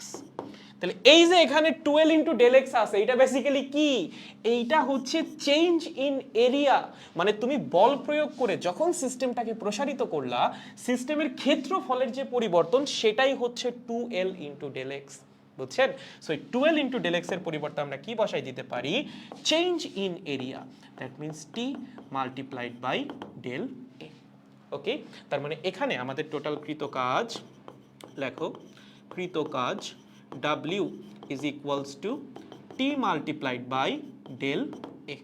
ওকে, এখন ভাইয়া একটা সিস্টেমের উপর তুমি যতটুকু কাজ করবা ঠিক ততটুকু শক্তি সিস্টেমের মধ্যে জমা হবে, যদি কোনো এনার্জি লস না থাকে, যদি সিস্টেমের কাইনেটিক এনার্জিতে কোনো পরিবর্তন না হয়। সিস্টেমের কাইনেটিক এনার্জি কি চেঞ্জ হয়েছে? অবশ্যই না। প্রথমেও সিস্টেমটা এখানে স্থির ছিল, আমরা পরবর্তীতে তাকে ডেল এক্স পরিমাণ প্রসারিত করে আবার স্থির করে দিছি, ঠিক আছে? তাহলে আগেও গতিশক্তি শূন্য, পরেও গতিশক্তি শূন্য, তার মানে সিস্টেমের কাইনেটিক এনার্জি চেঞ্জ হয় নাই। তাহলে এই যে আমরা কাজ করলাম, এই কাজ কোথায় যাবে? সিস্টেমের মধ্যে বিভব শক্তি আকারে জমা হবে। তার মানে আমরা এতটুকু কাজ যে করছি এইটাই হবে সিস্টেমের বিভব শক্তির পরিবর্তন বা সিস্টেমের মধ্যে জমা হওয়া এক্সট্রা বিভব শক্তি। বুঝছেন? তাহলে এখানে বিভব শক্তির পরিবর্তন কত হবে? কৃত কাজের সমান সেইটাই হবে টি মাল্টিপ্লাইড বাই ডেল এ। এবং এই যে বিভব শক্তির পরিবর্তন, এটা কি ভিতরের কোনো কিছু না, এটা শুধুমাত্র সারফেসের। এটা কার? শুধুমাত্র সারফেসের। মনে থাকে যেন এটা কিন্তু সারফেসের পটেনশিয়াল এনার্জির চেঞ্জ। কার? সারফেসের। এটা যেন ভুল না হয়। কার এটা? শুধুমাত্র অনলি ফর সারফেস। ওকে, তার মানে একটা সারফেসের বা একটা লিকুইড সারফেসের এরিয়া যখন আমরা চেঞ্জ করি, তার বিভব শক্তিতে একটা পরিবর্তন আসে। সেই বিভব শক্তির পরিবর্তন বের করার ফর্মুলা কি? Surface tension. মানে হচ্ছে তোমার লিকুইডটা, যেই লিকুইড দিয়ে সারফেসটা তৈরি, সেই লিকুইডের সারফেস টেনশন মাল্টিপ্লাইড বাই হচ্ছে চেঞ্জ ইন এরিয়া। তোমাকে জিজ্ঞাসা করতে পারে টোটাল বিভব শক্তির পরিবর্তন কত, অথবা জিজ্ঞাসা করতে পারে কৃত কাজ কত। দুইটার জন্য সেম ফর্মুলা। যখনই তুমি সারফেসের এরিয়া চেঞ্জ করবা যে কোনো লিকুইডের, তার বিভব শক্তির পরিবর্তন বা তার উপর কৃত কাজ হবে সারফেস টেনশন, পৃষ্ঠটান মাল্টিপ্লাইড বাই তার ক্ষেত্রফলের পরিবর্তন। যদি এখানে সোপ বাবল হয় তাহলে ক্ষেত্রফলের পরিবর্তন দুইটা সারফেসের জন্যই নেওয়া লাগবে, এই পাশের সারফেসের জন্য, ওই পাশের সারফেসের জন্য। যদি সোপ বাবল না হয়ে নর্মাল একটা লিকুইড ড্রপ হয়, ধরো একটা পানির ফোঁটা, সেক্ষেত্রে শুধুমাত্র একটা সারফেসের জন্য নিব। মানে পানির ফোঁটা বা যে কোনো টাইপের ফোঁটার জন্য, লিকুইড ড্রপের জন্য সারফেস হয় একটা, আর সোপ ফিল্মের জন্য সারফেস কয়টা? সবসময় দুইটা। এটার জন্য কোনোভাবেই ভুল না হয়, কেয়ারফুল। ওকে, সো এই হচ্ছে আমাদের সারফেসের বিভব শক্তির পরিবর্তন নির্ণয় করার ফর্মুলা। মনে থাকবে পরীক্ষায় যদি আসে সারফেসের বিভব শক্তির পরিবর্তন কত? Surface tension multiplied by change in area. এখানে চেঞ্জ ইন এরিয়াটা কিভাবে কাউন্ট করব? যদি একটা লিকুইড ড্রপ হয়, আমরা সামনে ম্যাথ করবো, সমস্যা নেই। যদি একটা লিকুইড ড্রপ হয় তাহলে আমরা একটা সারফেসের কথা চিন্তা করব, শুধুমাত্র একটা সারফেসের এরিয়ার পরিবর্তন দেখব। বাট যদি এটা একটা সোপ ফিল্ম হয় তাহলে কিন্তু দুইটা সারফেসের জন্য এরিয়ার পরিবর্তন দেখা লাগবে, একটা এই পাশেরটার জন্য আর একটা ওই পাশেরটার জন্য। বা যদি একটা সোপ বাবল হয় সেক্ষেত্রেও দুইটা সারফেসের জন্য, একটা বাইরের সারফেসের জন্য, একটা ভিতরের সারফেসের জন্য। এখন অনেকের মধ্যে এই কনফিউশনে থেকে যায়, হ্যাঁ এই কনফিউশনটা আমি একটু ক্লিয়ার করে দিই যে ভাইয়া আমরা অন্যান্যগুলোর জন্য, ধরো এখানে পরে আসতেছি, আমরা নর্মাল যে লিকুইড ড্রপগুলা তাদের জন্য চিন্তা করতেছি একটা সারফেস, আমরা সোপ বাবল বা সোপ ফিল্ম এদের জন্য চিন্তা করতেছি দুইটা সারফেস। কেন? তো এটা লিকুইড ড্রপের কথা চিন্তা করো, ধরো পানি। ওকে, কি পানি? ধরো এই একটা পানির ফোঁটা, ঠিক আছে? তোমার দেখা লাগবে কয়টা সারফেস এনভায়রনমেন্টে এক্সপোজড বা উন্মুক্ত। আচ্ছা, আমার এই পানির ফোঁটা কোথায় থাকতে পারে? ধরো বাতাসের মধ্যে থাকতে পারে বা নর্মাল অ্যাটমসফিয়ারের মধ্যে থাকতে পারে। এখানে কয়টা সারফেস অ্যাটমসফিয়ারের সাথে কানেক্টেড বা বাতাসের সাথে কানেক্টেড? একটা সারফেস। কোন সারফেসটা? এই যে বাইরের সারফেসটা, এইটাই শুধুমাত্র বাইরে কানেক্টেড, ঠিক আছে? বাইরে কানেক্টেড বা এনভায়রনমেন্টের সাথে কানেক্টেড লিখতে পারো, ঠিক আছে? এনভায়রনমেন্টের সাথে কানেক্টেড। ওকে, সাথে কানেক্টেড। এটা কি? এটা একটা পানির ফোঁটা গেল। তার মানে ওর সারফেস কয়টা? ওর সারফেস হচ্ছে একটা, মানে একটা সারফেস এক্সপোজড বাইরে বা বাইরের পরিবেশের সাথে একটা সারফেস এক্সপোজড। তার মানে এখানে সারফেস কয়টা? সারফেস একটা। ওকে, আরেকটা এক্সাম্পল কি হইতে পারে? এটা তো গেল পানির ফোঁটা। পানির ফোঁটা সে পড়তেছে হচ্ছে বাতাসের মধ্যে দিয়ে, তার মানে তার একটা সারফেস বাতাসে এক্সপোজড আছে, সো তার সারফেস আমরা কনসিডার করব একটা। আবার এমনও হইতে পারে একটা, ধরো এয়ার বাবল। এয়ার বাবল হচ্ছে পানির মধ্যে দিয়ে উঠতেছে, ধরো এই হচ্ছে পানি, ঠিক আছে? পানির মধ্যে দিয়ে কে উঠতেছে? একটা এয়ার বাবল উঠতেছে। ওকে, এয়ার বাবল। ওকে ওকে, ঠিক আছে। ধরো এইটা হচ্ছে এয়ার বাবলটা। কোনটা? এইটা। ওর সারফেস কয়টা? ওর সারফেসও একটা। কোনটা সারফেস? এই যে সারফেস হচ্ছে এইটা, এইটা। ঠিক আছে, এইটা। ওকে, এখন তুমি বলতে পারো যে ভাইয়া ও তো বাইরে পানির সাথে কানেক্টেড, ও তো ভিতরে আবার বাতাসের সাথে কানেক্টেড। এখানে পরিবেশটা কি? পরিবেশটাই তো পানি, বাবলটাই তো এয়ার দিয়ে তৈরি। এমন তো না চারপাশেও বাতাস আছে। চারপাশে কি আছে? চারপাশে পানি। এই এয়ার বাবলটা কিসের মধ্যে দিয়ে মুভ করতেছে? পানির মধ্যে দিয়ে। তোমার দেখা লাগবে এই এয়ার বাবলের কয়টা সারফেস পানিতে এক্সপোজড বা পানির সাথে সংস্পর্শে আছে। একটা সারফেস, সেটা হচ্ছে বাইরের টুকু, তাই না? শুধুমাত্র এই বাইরের সারফেসটা পানিতে এক্সপোজড বা পানির সাথে কানেক্টেড। তার মানে এখানেও সারফেস কয়টা? সারফেস একটা। ওকে, এবার সেম জিনিসটা তুমি একটু সোপ বাবলের জন্য চিন্তা করো। ধরো তোমার কাছে একটা সোপ বাবল আছে। কি আছে? একটা সোপ বাবল। ওকে, কি আছে? একটা সোপ বাবল। যদি একটা সোপ বাবল থাকে, ধরো এরকম দেখতে, এই। ওকে, সোপ বাবলটা কি দিয়ে তৈরি? অবশ্যই সাবান দিয়ে তৈরি বা সোপ দিয়ে তৈরি। কিসের মধ্যে আছে? বাতাসের মধ্যে আছে। সোপ বাবলের বাইরে কি? বাতাস। সোপ বাবলের ভিতরে কি? ভিতরেও তো বাতাস, তাই না? সোপ বাবলের বাইরে কি আছে? বাতাস। ভিতরে কি আছে ভাই? ভিতরেও তো বাতাস। তাহলে বাইরেও আছে বাতাস, ভিতরেও আছে কি? ভিতরেও বাতাস। তাহলে আমি যদি তোমাকে জিজ্ঞাসা করি সোপ বাবলের কয়টা সারফেস বাতাসের সাথে কানেক্টেড? এইবার কিন্তু দুইটা। কেন দুইটা? এই যে দেখো, বাইরের সারফেসটাও বাতাসের সাথে কানেক্টেড। ওকে, ভিতরেও তো বাতাস, তাহলে কি ভিতরের সারফেসটাও বাতাসের সাথে কানেক্টেড না? অবশ্যই ভিতরের সারফেসটাও বাতাসের সাথে কানেক্টেড। ইনফ্যাক্ট তুমি যদি সোপ বাবলকে একদম জুম করে দেখো, তুমি এরকম কিছু একটা দেখতে পারবা। কি রকম ভাইয়া? এরকম, এই, ঠিক আছে। এখানে পাবা হচ্ছে আরো একটা, একদমই ক্লোজ, বাট আরো একটা পাবা। ওকে, এইটা হচ্ছে সোপের লেয়ারটা। এই যে এতটুকু, এতটুকু হচ্ছে আমাদের সোপ লেয়ার। এইটা হচ্ছে আউটার সারফেস। ওকে, সোপ বাবলের বাইরের সারফেস। এবং এইটা হচ্ছে ইনার সারফেস বা ভিতরের সারফেস। ওকে, ইনার সারফেস। আমাদের বাইরের যে সারফেসটা, সেও বাতাসের মধ্যে এক্সপোজড বা বাতাসের সাথে কানেক্টেড। ওকে, তার মানে এই সারফেসের মধ্যে সারফেস টেনশন দেখা যাবে। সিমিলারলি ভিতরের যে সারফেসটা, সেও তো বাতাসের মধ্যে কানেক্টেড বা বাতাসের সাথে কানেক্টেড। সেও কি চাবে? সেও চাবে এরিয়াটা কমাই ফেলতে, তাই না? এরিয়া কমাইলে পটেনশিয়াল এনার্জি কমে যাচ্ছে। তার মানে সেখানেও কিন্তু সারফেস টেনশন তৈরি হবে। তার মানে কিন্তু সারফেস কয়টা? সারফেস হচ্ছে দুইটা। ঠিক আছে, এজন্যই সোপ বাবলের সারফেস কয়টা হয়? সারফেস হয় দুইটা। অন্য কেসগুলোতে হবে না। শুধুমাত্র সোপ বাবলেই সারফেস কয়টা হবে? দুইটা হবে। ওকে, সো এটা একটু মনে রাখো, ডোন্ট গেট কনফিউজড। নর্মাল যে আমাদের লিকুইড ড্রপগুলো আছে তাদের জন্য সারফেস আমরা একটা কাউন্ট করব, বাট যখনই সোপ বাবলের কথা আসবে সেখানে কিন্তু আমাদের দুইটা সারফেস কাউন্ট করা লাগবে। একটা বাইরের সারফেস, একটা হচ্ছে ভিতরের সারফেস। কারণ এখানে দুইটা সারফেসই পরিবেশের সাথে বা বাতাসের সাথে ডিরেক্টলি কানেক্টেড বা ডিরেক্টলি এক্সপোজড। ওকে, এর জন্য হচ্ছে আমাদের দুইটা সারফেস নিয়ে ডিল করা লাগে। পারবো? শিওর? তাহলে আমাদের যদি কখনো এরকম প্রশ্ন আসে যে আমরা একটা লিকুইডের সারফেসকে টেনে বড় করছি, তার ক্ষেত্রফল ডেলে পরিমাণ পরিবর্তন করছি, তার জন্য কৃত কাজ কত, বা সারফেসে জমা হওয়া বিভব শক্তির মান কত, খুবই easy, surface tension multiplied by del A বা সারফেস এরিয়ার পরিবর্তন। ঠিক আছে, পারবো? গুড। এখন এখান থেকে আরো একটা টার্ম তোমাদের বইয়ের মধ্যে লেখা আছে, সেটা হচ্ছে পৃষ্ঠ শক্তি বা সারফেস এনার্জি। সারফেস এনার্জি হচ্ছে অনেকটা এনার্জি ডেনসিটির মতো। যেমন ধরো তুমি, এই হচ্ছে তোমার সেই স্লাইডিং ওয়্যারটা। ওকে, এরকম। ওকে, এখানে আছে আমাদের স্লাইডিং ওয়্যার। ওকে, এখানে আছে কি? Sliding wire. এটাকে আমরা টানছি, টেনে কি করছি? ডেল এক্স পরিমাণ সামনে আগায় নিয়ে গেছি। ওকে, যখন আমরা ডেলেক্স পরিমাণ সামনে আগায় নিয়ে যাব, এখানে যে আমার সোপ ফিল্ম ছিল, বলো সেই সোপ ফিল্মের এরিয়া বা সারফেস এরিয়া কি বৃদ্ধি পাবে নাকি পাবে না? অবশ্যই পাবে। কতটুকু বৃদ্ধি পাবে? ডেলে পরিমাণ বৃদ্ধি পাবে। যখন ডেলে পরিমাণ সারফেস এরিয়া বৃদ্ধি পাবে, সেখানে কি একটা অ্যাডিশনাল পটেনশিয়াল এনার্জি আসবে না? কিসের মধ্যে আসবে বলো তো? অ্যাডিশনাল পটেনশিয়াল এনার্জি আসবে সারফেসের মধ্যে। বাল্ক মলিকিউলের মধ্যে আসবে না, কিসের মধ্যে আসবে? সারফেসের মধ্যে আসবে। যেমন একটা সোপ বাবলের কথা যদি তুমি চিন্তা করো, সোপ বাবলের এই যে এখানকার যে মলিকিউলগুলো, হ্যাঁ, কোথাকার? এই যে এখানকার এই যে মলিকিউলগুলো, এগুলো হচ্ছে বাল্ক মলিকিউল। হ্যাঁ, এই যে এগুলো ভিতরেরগুলো হচ্ছে বাল্ক মলিকিউল। এখানে এনার্জি আসবে না, এনার্জি আসবে শুধুমাত্র বাইরের মলিকিউলগুলো, মানে সারফেসের মলিকিউলগুলোতে। তাহলে যখন আমি ওকে টানতেছি, টেনে লম্বা করতেছি, অ্যাডিশনাল এনার্জি আসতেছে। কতটুকু এনার্জি? এনার্জি আসতেছে, মাত্রই বের করে আসছি, টি মাল্টিপ্লাইড বাই ডেলে পরিমাণ। ওকে, এই এনার্জিটা কোথায় আসতেছে? এনার্জি আসতেছে সারফেসে। আচ্ছা সারফেসের কোন জায়গাতে? সারফেস তো এখানেও আছে, এখানেও আছে, এখানেও আছে, আবার এখানেও আছে। ভাইয়া আমি যতটুকু সারফেস বৃদ্ধি করছি ততটুকুর মধ্যেই কি পটেনশিয়াল এনার্জি আসবে? The answer is no.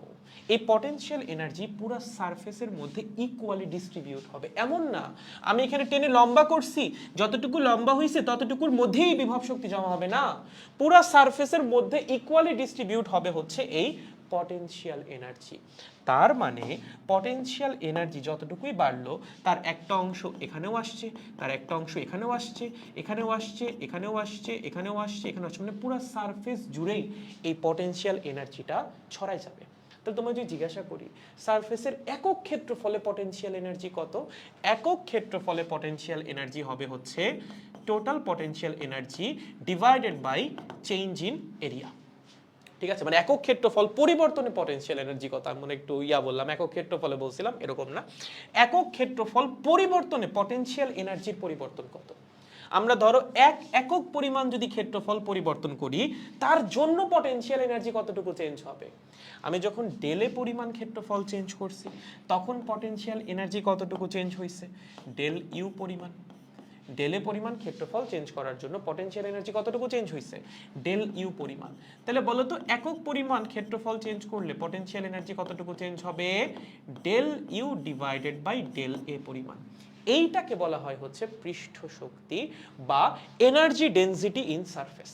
ঠিক আছে, এটাকে আমরা কি বলি, এনার্জি ডেনসিটি ইন সারফেস বা পৃষ্ঠ শক্তি। ওকে, সো পৃষ্ঠ শক্তির ফর্মুলা কি? পৃষ্ঠ শক্তির ফর্মুলা খুব সহজ, আমরা ক্ষেত্রফল পরিবর্তন করায় সারফেসের পটেনশিয়াল এনার্জি যতটুকু চেঞ্জ হবে ডিভাইডেড বাই হচ্ছে ক্ষেত্রফলের পরিবর্তন। ঠিক আছে, ক্লিয়ার? সো এটা হচ্ছে অনেকটা ইউনিট মেজারমেন্টের মতো, হ্যাঁ, যে এখানে একক ক্ষেত্রফলের মধ্যে কতটুকু বিভব শক্তি আছে, একক ক্ষেত্রফলে কতটুকু বিভব শক্তি আছে, সেটা আমরা বের করি হচ্ছে পৃষ্ঠ শক্তির মাধ্যমে। আর একটু আগে যেটা বের করতেছিলাম ডেল ইউ, সেটা হচ্ছে পুরা সারফেসের বিভব শক্তির পরিবর্তন, যে পুরা সারফেসের বিভব শক্তি কতটুকু চেঞ্জ হবে। আর এইটা হচ্ছে একক ক্ষেত্রফলে বিভব শক্তি কতটুকু চেঞ্জ হবে। ওকে, বা একক ক্ষেত্রফল পরিবর্তনে বিভব শক্তি কতটুকু চেঞ্জ হবে। ঠিক আছে, এখন একটা খুব ইন্টারেস্টিং ব্যাপার আছে, তুমি যদি একটু খেয়াল করো ডেল ইউ মানে কি, টি মাল্টিপ্লাইড বাই ডেলে। একটু বসাও তো, টি মাল্টিপ্লাইড বাই ডেলে ডিভাইডেড বাই কি, ডেলে। ডেলে ডেলে কাটাকাটি যায় না, এটা তাহলে কার সমান হয়ে যাচ্ছে, পৃষ্ঠ টানের সমান। বুঝছো, পৃষ্ঠ শক্তি আর পৃষ্ঠ টান আসলে একই জিনিস, জাস্ট সংজ্ঞাটা একটু আলাদা। তবে এখানে একটা ব্যাপার আছে, একই জিনিস বা একই রাশি কিন্তু এরা না, এদের মান সমান, দ্যাট ডাজন্ট মিন এরা সিমিলার রাশি। আমি তোমারে বললাম একটা বস্তু আছে, ঠিক আছে, একটা কি আছে, একটা বস্তু আছে, এই বস্তুর বেগ হচ্ছে 2 মিটার পার সেকেন্ড। ওকে, এই বস্তুর ত্বরণ হচ্ছে 2 মিটার পার সেকেন্ড স্কোয়ার। তুমি কি কখনো এটা লিখতে পারবা যে ত্বরণ ইজ ইকুয়ালস টু বেগ এই বস্তুর জন্য? এটা লিখলে কিন্তু কমপ্লিটলি রং। দুইটা তো ডিফারেন্ট রাশি, দুটো ডিফারেন্ট রাশিকে তুমি কেমনে সমান লিখতে পারো? দুটো রাশির মান সমান, ঠিক আছে, দ্যাট ডাজন্ট মিন তারা দুজন সেম রাশি, এমন কিন্তু না। সো পৃষ্ঠ শক্তি এবং পৃষ্ঠ টানের মান সমান, বাট দুইটা কিন্তু ডিফারেন্ট রাশি, এমন কিন্তু না পৃষ্ঠ শক্তি যা পৃষ্ঠ টানও তাই, দুটো অবশ্যই ডিফারেন্ট। দুজনের মান সমান কিন্তু তারা সেম রাশি না। ঠিক আছে, এজন্য মনে থাকে দুজনে, আমরা অনেকে মনে করি যে হ্যাঁ এদের দুইটা তো সমান, বইয়ের মধ্যে লেখা আছে, তাহলে দুইজন মনে হয় সেম জিনিস। না, দুজন সেম জিনিস না, দুইজন মানের দিক দিয়ে সমান। পৃষ্ঠটানের মান যা পৃষ্ঠ শক্তির মানও তাই, বাট দুইটা ডিফারেন্ট রাশি। ঠিক আছে, সো মাথায় রাখবা দুইজনের মান সমান। ওকে, পৃষ্ঠ শক্তি এবং পৃষ্ঠটান দুইজনের মান সমান। ওকে, বাট দুইজন কি রাশি, দুইটা কিন্তু ডিফারেন্ট রাশি। ওকে, ডিফারেন্ট রাশি, দুটো কিন্তু সেম রাশি না, এই ভুল যেন না হয়। পারবো? Sure, good. তাহলে আমাকে বলো পৃষ্ঠ শক্তির সংজ্ঞা কি হবে। যে দেখো, সমষ্ণ অবস্থায় কোনো তরলের মুক্ত তলের একক ক্ষেত্রফল বৃদ্ধির জন্য সম্পূর্ণ কাজের পরিমাণ বা মুক্ত তলের একক ক্ষেত্রফলে সঞ্চিত বিভব শক্তিকেই তরলের কি বলা হয়, পৃষ্ঠ শক্তি বলা হয়। কি বলা হয়, তরলের পৃষ্ঠ শক্তি। ঠিক আছে, খুবই সহজ, যা বললাম তাই মোটামুটি। আর পৃষ্ঠ শক্তির একক কি হবে, দেখো উপরে কি আছে, বিভব শক্তি, একক কি জুল, নিচে কি আছে, এরিয়া, একক কি মিটার স্কোয়ার। তার মানে পৃষ্ঠ শক্তির একক হবে হচ্ছে joule per metre square. What, joule per metre square. Okay, অথবা হচ্ছে newton per metre. Newton per মিটারটা কেমনে আসতেছে, দেখো এখান থেকেও চিন্তা করতে পারো বা পৃষ্ঠটানের মাধ্যমেও চিন্তা করতে পারো। এখান থেকে কিভাবে চিন্তা করবা, উপরে আছে কি শক্তি, নিচে কি আছে এরিয়া। শক্তি কার ইকুইভ্যালেন্ট, শক্তি হচ্ছে কাজের ইকুইভ্যালেন্ট, নিচে আছে এরিয়া। কাজ মানে কি, কাজ মানে হচ্ছে বল ইনটু সরণ। এরিয়া মানে কি, এরিয়া মানে হচ্ছে সরণ ইনটু সরণ। তাহলে একটা সরণ বাদ, উপরে আছে নিউটন, নিচে আছে মিটার, একক কি হয়ে যাবে নিউটন পার মিটার। বুঝছো? সো একক দুইটাই মাথায় রাখতে হবে, একটা হচ্ছে জুল পার মিটার স্কোয়ার, আর একটা কি, আর একটা হচ্ছে newton per metre. Very very important for MCQ, প্রশ্ন আসবে। পৃষ্ঠ শক্তির একক নিচের কোনটা? Option number 1 joule per metre square, option number 2 joule per metre, option number 3 newton per metre, option number 4 ক এবং গ। তুমি তো ক নাম্বার অপশন দিয়ে মহা খুশি, আরে ভাই জুল পার মিটার স্কোয়ার মুখস্থ করে গেছি, চলে আসছে ভাই। গ নাম্বারটাও তো সঠিক, নিউটন পার মিটার। তাহলে সঠিক উত্তর কোনটা হবে? ঘ। এর জন্য সবগুলো অপশন পড়বা, দেন হচ্ছে অ্যান্সার করবা, আদারওয়াইজ কিন্তু এমসিকিউ অ্যান্সার করতে গেলে সূক্ষ্মভাবে ভুল হয়ে যেতে পারে। ঠিক আছে? সো পৃষ্ঠ শক্তির জন্য দুইটা এককই প্রযোজ্য, একটা হচ্ছে জুল পার মিটার স্কোয়ার, আর একটা কি নিউটন পার মিটার, মনে থাকবে। এবং আরেকটা জিনিস হচ্ছে পৃষ্ঠ শক্তির মাত্রা কি। দেখো মাত্রা বের করা আসলে খুব সহজ, আমাদের পৃষ্ঠটানের মাত্রা যা ছিল পৃষ্ঠ শক্তির মাত্রাও কি হবে, হুবহু সেম হবে। উপরে কি আছে কাজ বা শক্তি যেটাই বলো, নিচে আছে কি, নিচে আছে হচ্ছে এরিয়া। বলো কাজ মানে কি, কাজ মানে হচ্ছে বল ইনটু সরণ। বলের একক কি, বলের একক হচ্ছে mlt ইনভার্স 2, সরি মাত্রা হচ্ছে mlt ইনভার্স 2। আর সরণের মাত্রা কি, সরণের মাত্রা হচ্ছে l।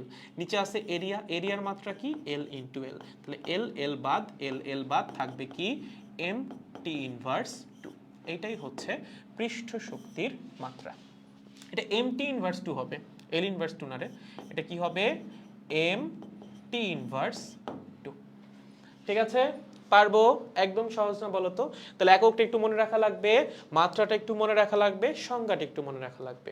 তো আমি একটা কথা বলো, আমি যদি তোমাকে এরকম কিছু বলি, ধরো লেটস সাপোজ একটা সারফেস আমি তোমাকে দিয়ে দিছি, এরকম সারফেস এই এই, ঠিক আছে, দিয়ে বলছি এই সারফেসের এরিয়া আমি চেঞ্জ করছি হচ্ছে 2 মিটার স্কোয়ার পরিমাণ। কতটুকু? 2 মিটার স্কোয়ার। এবং বলে দিছি এই সারফেসের পৃষ্ঠ শক্তি, ওকে, কি পৃষ্ঠ শক্তি হচ্ছে 5 জুল পার মিটার স্কোয়ার। এগুলো আসলে এমসিকিউতে আসবে, এগুলো জীবনেও রিটেনে আসবে না। ঠিক আছে? আসলে এমসিকিউতে আসতে পারে। দিয়ে তোমাকে প্রশ্ন করলাম যে এই যে আমি সারফেসের এরিয়া 2 মিটার স্কোয়ার পরিবর্তন করলাম, তার জন্য সারফেসের বিভব শক্তির পরিবর্তন কত? বলো তো কত হবে বিভব শক্তির পরিবর্তন? খুবই সহজ, বিভব শক্তির পরিবর্তন হবে del U is equals to পৃষ্ঠ শক্তির মান multiplied by change in area. আমাদের বিভব শক্তি পরিবর্তনের ফর্মুলা কি ছিল? পৃষ্ঠ টান ইনটু হচ্ছে কি এরিয়ার পরিবর্তন।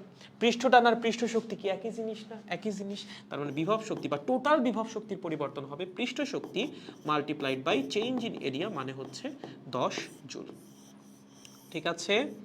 পারবে এগুলো পরীক্ষা আসলে? শিওর? একদম সহজ, এগুলো কিন্তু না পারার কিছুই নাই। সো দেখো এই পর্যন্ত বুঝছো কিনা, অনেক থিওরিটিক্যাল আলোচনা হয়ে গেছে।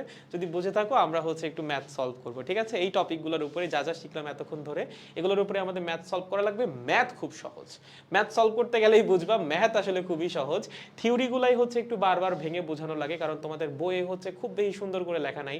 এই একটা চ্যাপ্টার বা চ্যাপ্টার এই পার্টটা নিয়ে আমি নিজেও এইচএসসি লাইফে প্রচুর প্যারা খাইছি, এগুলো বুঝতে একটু প্যারা হয়ে যায়, এর জন্য থিওরি এত বারবার এক্সপ্লেইন করা লাগতেছে। সো তোমাদের যদি থিওরিটিক্যাল পার্টটা কমপ্লিট হয়ে যায় আমরা ম্যাথে যাব। ম্যাথ এখানে চরমতম সহজ ভাই। লেটস গো, আমাকে একটু জানাই দাও থিওরি ক্লিয়ার কিনা, ম্যাথে যাবো। আসো গাইস, থিওরি কি ক্লিয়ার? ফার্স্ট বারের মতো ক্লাস করতেছি, ওয়েলকাম। দাদা আজকের ক্লাসটা বোরিং লাগতেছে, মন বসতেছে না ভাইয়া সরি, বাট ম্যাথ ছাড়া বোরিং লাগতেছে, কি করব বলো, পড়াইতে হবে এগুলা এবং তোমরা সবসময় ম্যাথটাকে অনেক বেশি প্রায়োরিটি দাও, বাট তুমি যদি মানে দিন শেষে চিন্তা করো আলটিমেটলি কিন্তু থিওরিটাই ফান্ডামেন্টাল বা থিওরিটা হচ্ছে বেস, ম্যাথটা তো ইমপ্লিমেন্টেশন, তাই না? বাট যদি তোমার থিওরি কনসেপ্ট ক্লিয়ার না থাকে ইমপ্লিমেন্টেশন তুমি কেমনে করবা? তোমরা যে এখন থিওরির উপর জোর দিচ্ছ না, যখন ইঞ্জিনিয়ারিং পড়তে আসবা তখন বুঝবা। ঠিক আছে, যাই হোক এগুলো পরে বুঝে সমস্যা নাই। ইজি বাট একটু বোরিং। ঠিক আছে ভাইয়া, এটা রিভাইজ দিব কেমনে? এই যে নোট করতেছো, সেই নোট থেকে নোট করতেছো না, খাতার মধ্যে লিখে দিচ্ছি, এগুলা দেখে হচ্ছে রিভাইজ দিলেই হয়ে যাবে। ঠিক আছে, নোট পড়লেই হবে বা স্লাইড একবার রিডিং পড়ে গেলেও হবে। আসো ম্যাথ শুরু। কি বলছে? একটা আয়তাকার ফ্রেমের মধ্যে একটা সোপ ফিল্ম দ্বারা একটা স্লাইডিং ওয়্যার যুক্ত আছে। স্লাইডিং ওয়্যারটার দৈর্ঘ্য হচ্ছে 10 সেন্টিমিটার এবং সোপ ফিল্মের দৈর্ঘ্য হচ্ছে 1 সেন্টিমিটার। স্লাইডিং ওয়্যারটাকে ডান দিকে 1 সেন্টিমিটার সরাতে কৃত কাজ কত? সোপ ফিল্মের পৃষ্ঠটান 0.04 নিউটন পার মিটার। ওকে, তার মানে আমাদের কাছে এই যে এটা যেটা দেওয়া আছে এটা হচ্ছে আমাদের সোপ ফিল্ম, এটার দৈর্ঘ্য দেওয়া আছে কত, এটার দৈর্ঘ্য দেওয়া আছে হচ্ছে 1 সেন্টিমিটার, এবং স্লাইডিং ওয়্যারের দৈর্ঘ্য কত দেওয়া আছে, স্লাইডিং ওয়্যারের দৈর্ঘ্য দেওয়া আছে হচ্ছে 10 সেন্টিমিটার। কত? 10 সেন্টিমিটার। এখন তোমাকে বলছে এই স্লাইডিং ওয়্যারটাকে তোমার ওই দিকে নিয়ে যাওয়া লাগবে, কতখানি নিয়ে যাওয়া লাগবে, তোমার নিয়ে যাইতে হবে হচ্ছে 1 সেন্টিমিটার। তার মানে ডেল এক্স হচ্ছে 1 সেন্টিমিটার। স্লাইডিং ওয়্যারকে 1 সেন্টিমিটার নিয়ে যাওয়া মানে কি, সোপ ফিল্মটাকেও 1 সেন্টিমিটার প্রসারিত করা। তোমাকে জিজ্ঞাসা করছে তার জন্য কৃত কাজ কত, বলো বলো বলো কৃত কাজ কত হবে। ডিরেক্ট ফর্মুলা ভাই, W is equals to T multiplied by del A. টিটা কি, তুমি যেই ফ্লুইডের সারফেসকে সরাচ্ছ বা যেই ফ্লুইডের সারফেসকে মুভ করাচ্ছ তার পৃষ্ঠটান, সেটা তো দেওয়াই আছে কত, 0.04। তার মানে তোমার লাগবে হচ্ছে ডেল এ। ডেল এটা কি, ওর এরিয়ার পরিবর্তন, সেটা কেমনে বের করবা। দেখো ইনিশিয়াল এরিয়াটা বের করো। ইনিশিয়াল এরিয়া কত, শুরুতে দৈর্ঘ্য ছিল হচ্ছে 1 সেন্টিমিটার, প্রস্থ ছিল হচ্ছে 10 সেন্টিমিটার। তার মানে শুরুর এরিয়া কত, 10⁻² ইন্টু 10⁻1। ভুল, সারফেস তো এই পাশেও একটা আছে ওই পাশেও একটা আছে, সোপ ফিল্ম না, তার জন্য অবশ্যই 2 দিয়ে গুণ করা লাগবে। সারফেস কিন্তু একটা না, এই পাশেও একটা ওই পাশেও আর একটা, তাহলে শুরুর এরিয়া হচ্ছে 2 into 10⁻³ metre square. Final area কত, যখন তুমি এইটাকে আরো 1 সেন্টিমিটার প্রসারিত করছো, দৈর্ঘ্য কত হয়ে গেছে, 1 + 1 2, প্রস্থ কি এখনো 10 সেন্টিমিটার, তাহলে ফাইনাল এরিয়া হবে হচ্ছে 2 সেন্টিমিটার, মানে হচ্ছে 2 ইন্টু 10⁻² মিটার মাল্টিপ্লাইড বাই দৈর্ঘ্য কত বা প্রস্থ কত আছে 10⁻⁻1। কিন্তু এটা কি এক পাশে না দুই পাশে, যখন তুমি 1 সেন্টিমিটার প্রসারিত করবা এক পাশের সারফেস 1 সেন্টিমিটার প্রসারিত হবে নাকি, ওই পাশেরটাও তো 1 সেন্টিমিটার প্রসারিত হবে। তার মানে ফাইনাল এরিয়া হবে এক পাশের এরিয়া মাল্টিপ্লাইড বাই 2। ঠিক আছে, সো এখান থেকে বলা যায় 4 ইন্টু 10⁻³ মিটার স্কোয়ার। তাহলে চেঞ্জ ইন এরিয়া কত, del A is equals to final area minus initial area, বসাই দাও 2 ইন্টু 10⁻³ মিটার স্কোয়ার। এখন খালি মান বসাও আর কিছু না, তাহলে বসাও 0.04 ইন্টু ডেলে কত, ডেলে হচ্ছে 2 into 10⁻³ that means 8 into 10⁻⁵ joule. এটাই তোমার অ্যান্সার। ঠিক আছে, দিস ইজ ইওর অ্যান্সার। তাহলে বলো ম্যাথ কেমন, ম্যাথ হচ্ছে ডাল ভাত। ঠিক আছে, এই টপিকের ম্যাথ হচ্ছে ডাল ভাত যদি তোমার থিওরি ক্লিয়ার থাকে। পারবো, শিওর, গুড। নেক্সট আসো, কি বলছে, বলছে একটা সোপ বাবল। ঠিক আছে, একটা সোপ বাবলের ব্যাসার্ধ 2 সেন্টিমিটার থেকে 4 সেন্টিমিটার করতে কৃত কাজ কত। সোপ ফিল্মের বা সোপের যে আছে তার পৃষ্ঠটান দেওয়া আছে হচ্ছে 0.03 নিউটন পার মিটার। বলো কেমনে করবা, কৃত কাজ কেমনে বের করে, একটা লিকুইডের সারফেসকে প্রসারিত করার জন্য W is equals to T multiplied by del A. টির মান দেওয়া আছে, সারফেস টেনশনের মান 0.03, ডেলের মানটা বের করা লাগবে। ডেলেটা কি, ব্যাসার্ধ বলতেছি, এরিয়ায় পরিবর্তন। তাহলে দেখো আমাদের প্রথমে ছোট্ট একটা গোলক ছিল, সেটাকে আমরা একটা বড় গোলক বানাইছি। ঠিক আছে, ওকে, প্রথমে ব্যাসার্ধ কত ছিল, ব্যাসার্ধ ছিল 2 সেন্টিমিটার, আর1 কত বা আর ইনিশিয়াল এটা হচ্ছে 2 সেন্টিমিটার, আর ফাইনাল কত, ফাইনাল হচ্ছে 4 সেন্টিমিটার। তাহলে বলো তো শুরুতে এরিয়া কত ছিল, ভাইয়া শুরুতে এরিয়া ছিল A1। এই গোলকের এরিয়া কেমনে বের করে, 4πr², জানি তো নাকি, তাহলে শুরুতে এরিয়া ছিল 4πr1²। ওকে, হইলো, হইল না, কিন্তু তুমি তো বাইরের এরিয়া বের করলা, সোপ বাবলের তো ভিতরেও এরিয়া আছে, সোপ বাবলের সারফেস কয়টা, 2টা, তার মানে এটাকে 2 দিয়ে গুণ করা লাগবে। ঠিক আছে, বাইরের এরিয়া প্লাস হচ্ছে ভিতরের এরিয়া। তুমি বলতে পারো যে ভাই ভিতরের ব্যাসার্ধ তো একটু কম হওয়ার কথা, হ্যাঁ একটু তো কম হবেই, বাট সেই কমটা খুবই খুবই খুবই অল্প কম। ঠিক আছে, এর জন্য আমরা দুইটার মানে ভিতরের সাইডের ব্যাসার্ধ আর বাইরের সাইডের ব্যাসার্ধকে অলমোস্ট সেমই ধরতে পারি, সেটা 2 সেন্টিমিটারের সমান। তার মানে ভিতরের এরিয়া প্লাস বাইরের এরিয়া হবে হচ্ছে 4πri² মাল্টিপ্লাইড বাই হচ্ছে 2। ঠিক আছে, সিমিলারলি তুমি যদি ফাইনাল এরিয়া বের করো, ফাইনাল এরিয়া কত হবে, 4πrf² মাল্টিপ্লাইড বাই 2। কি দেওয়া লাগবে নাকি, অবশ্যই দেওয়া লাগবে, কারণ যখন তুমি প্রসারণটা ঘটাবা শুধুমাত্র বাইরের সারফেস তো প্রসারিত হবে না, ভিতরের সারফেসও প্রসারিত হবে, এর জন্য হচ্ছে 2 দিয়ে গুণ করা লাগবে। ঠিক আছে, তাহলে বলেন চেঞ্জ ইন এরিয়া কত, এখানে লিখতেছি চেঞ্জ ইন এরিয়া হচ্ছে final area minus initial area. আমরা এখান থেকে 8π কে কমন নিতে পারি, যদি 8π কে কমন নেই তাহলে rf² মাইনাস হচ্ছে ri²। ওকে, এটাই জাস্ট আমরা একটু বসাই দিব। তাহলে t মাল্টিপ্লাইড বাই এখানে আছে কত, এখানে আছে হচ্ছে 8π মাল্টিপ্লাইড বাই rf² মাইনাস হচ্ছে ri²। ঠিক আছে, ওকে, পারবো? শিওর? এখন খালি মান বসাও, আর কিছু না। সারফেস টেনশনের মান কত? 0.03। 8 ইন্টু পায়ের মান কত? 3.14। আরএফ কত? ফাইনাল রেডিয়াস 4 সেন্টিমিটার, মানে হচ্ছে 4 ইন্টু 10⁻², তার উপর স্কোয়ার। ও মাই গড, এখানে থার্ড ব্র্যাকেট দাও, ঠিক আছে, দেখতে সুন্দর লাগবে। ওকে, এখানে আছে হচ্ছে 4 ইন্টু 10⁻², তার উপর স্কোয়ার, মাইনাস ইনিশিয়াল ব্যাসার্ধ কত? 2 সেন্টিমিটার, 2 ইন্টু 10⁻², তার উপর স্কোয়ার। ওকে, সো জাস্ট ক্যালকুলেট করলেই তোমার টোটাল কৃত কাজ বের হয়ে যাবে এত জুল। এটাই হচ্ছে তোমার অ্যান্সার। সহজ না? একদম সহজ। পারবা না? এগুলো আসলে পারা লাগবে, এগুলো আসলে গ নাম্বার আসবে, ঘ নাম্বারে দিবে না, ঠিক আছে? ঘ নাম্বারে আর একটু কমপ্লেক্স কোয়েশ্চেন দিবে। পারবো এগুলা? মানে এই টপিকের কোয়েশ্চেনগুলো হচ্ছে খুব সহজ, পৃষ্ঠ টান, পৃষ্ঠ শক্তি, এখানে তেমন কঠিন কোয়েশ্চেন আসলে নাই। পারবো? শিওর? গুড, আসো নেক্সট। ওকে, কি বলছে? এই যে এইটা হচ্ছে এইচএসসির জন্য গুরুত্বপূর্ণ। হ্যাঁ, এইটা না, এটার পরেরটা, মানে এইটা পারলে পরেরটাও পারবা।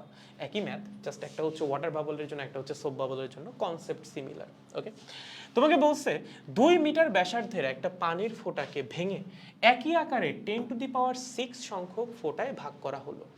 এই প্রক্রিয়ায় কৃত কাজ নির্ণয় করো। পানির পৃষ্ঠটান তোমাকে দিয়ে দিছে 7.2 ইন্টু 10⁻²। প্রথমে আগে এটা বুঝো যে কেন এখানে তোমার কাজ করা লাগবে। কারণ এই যে প্রসেসটা, যেখানে তুমি একটা বড় পানির ফোঁটাকে ভেঙে ছোট ছোট ফোঁটায় রূপান্তরিত করবা, সেখানে কিন্তু তোমার ফ্লুইডের সারফেস এরিয়া বৃদ্ধি পাবে, এবং ফ্লুইডের সারফেস এরিয়া বৃদ্ধি পাওয়ার জন্য বা বৃদ্ধি করার জন্য তোমার অবশ্যই কাজ করা লাগবে, আদারওয়াইজ এটা সম্ভব না। ভাইয়া সারফেস এরিয়া কেন বৃদ্ধি পাবে, এটাও একটা বড় প্রশ্ন। দেখো, যখন ও বড় ছিল তখন ওর সারফেস ছিল শুধুমাত্র বাইরেরটা। যখনই ওকে ভেঙে আমি এরকম ছোট ছোট অসংখ্য ফোঁটা বানাইছি, নতুন নতুন সারফেস তৈরি হয়েছে। ভাইয়া নতুন নতুন সারফেস কেমনে তৈরি হয়েছে বুঝলাম না তো, ব্যাপারটা বোঝার উপায় আছে। ধরো আমার কাছে একটা খাতা আছে, হ্যাঁ আছে, ধরো এইটা, এটা হচ্ছে ইনিশিয়াল স্টেট। যদিও তোমরা ওই যে এনজাইমের মধ্যে পড়ছো না, ওই যে এনজাইমে হচ্ছে আমরা গুঁড়া গুঁড়া করে কেন এনজাইম ব্যবহার করি, কারণ হচ্ছে এনজাইমের সারফেস এরিয়া বৃদ্ধি পায়। যে কোনো কিছু কেটে কেটে যদি ছোট করো তখন সারফেস এরিয়া বৃদ্ধি পাবে। ধরো এইটা, হ্যাঁ, এটার সারফেস এরিয়া কতটুকু হবে? এতটুকু, প্লাস হচ্ছে এতটুকুর এরিয়া, প্লাস এই সাইডের এরিয়া, প্লাস এই সাইড, প্লাস হচ্ছে এই সাইডের এরিয়া, প্লাস হচ্ছে এই সাইডের এরিয়া। যখন আমি এটাকে মাঝ বরাবর ভাগ করব, দেখো আগের এরিয়াগুলো থাকতেছে, তার সাথে আরো দুইটা সারফেস অ্যাড হয়েছে, এই দুজনের সারফেস এরিয়াও অ্যাড হয়ে যাবে, মানে এরিয়া বৃদ্ধি পাবে। যখন আরো ভাগে ভাগ করব, আরো নতুন নতুন সারফেস তৈরি হবে। যখন আরো ভাগে ভাগ করব, শুধু নতুন সারফেস তৈরি হইতে থাকবে। তার মানে একটা জিনিসকে যখন ভেঙে ছোট করা হয় তখন নতুন নতুন সারফেস তৈরি হয়, এবং যখনই নতুন সারফেস তৈরি হবে সেখানে সারফেস এরিয়া তো বৃদ্ধি পাবেই। ইনফ্যাক্ট তুমি এখন এটা প্রমাণ করেও দেখাইতে পারবা যে সারফেস এরিয়া আসলে বৃদ্ধি পাচ্ছে নাকি পাচ্ছে না। আমাদের ম্যাথ করার জন্য সেটা করাই লাগবে।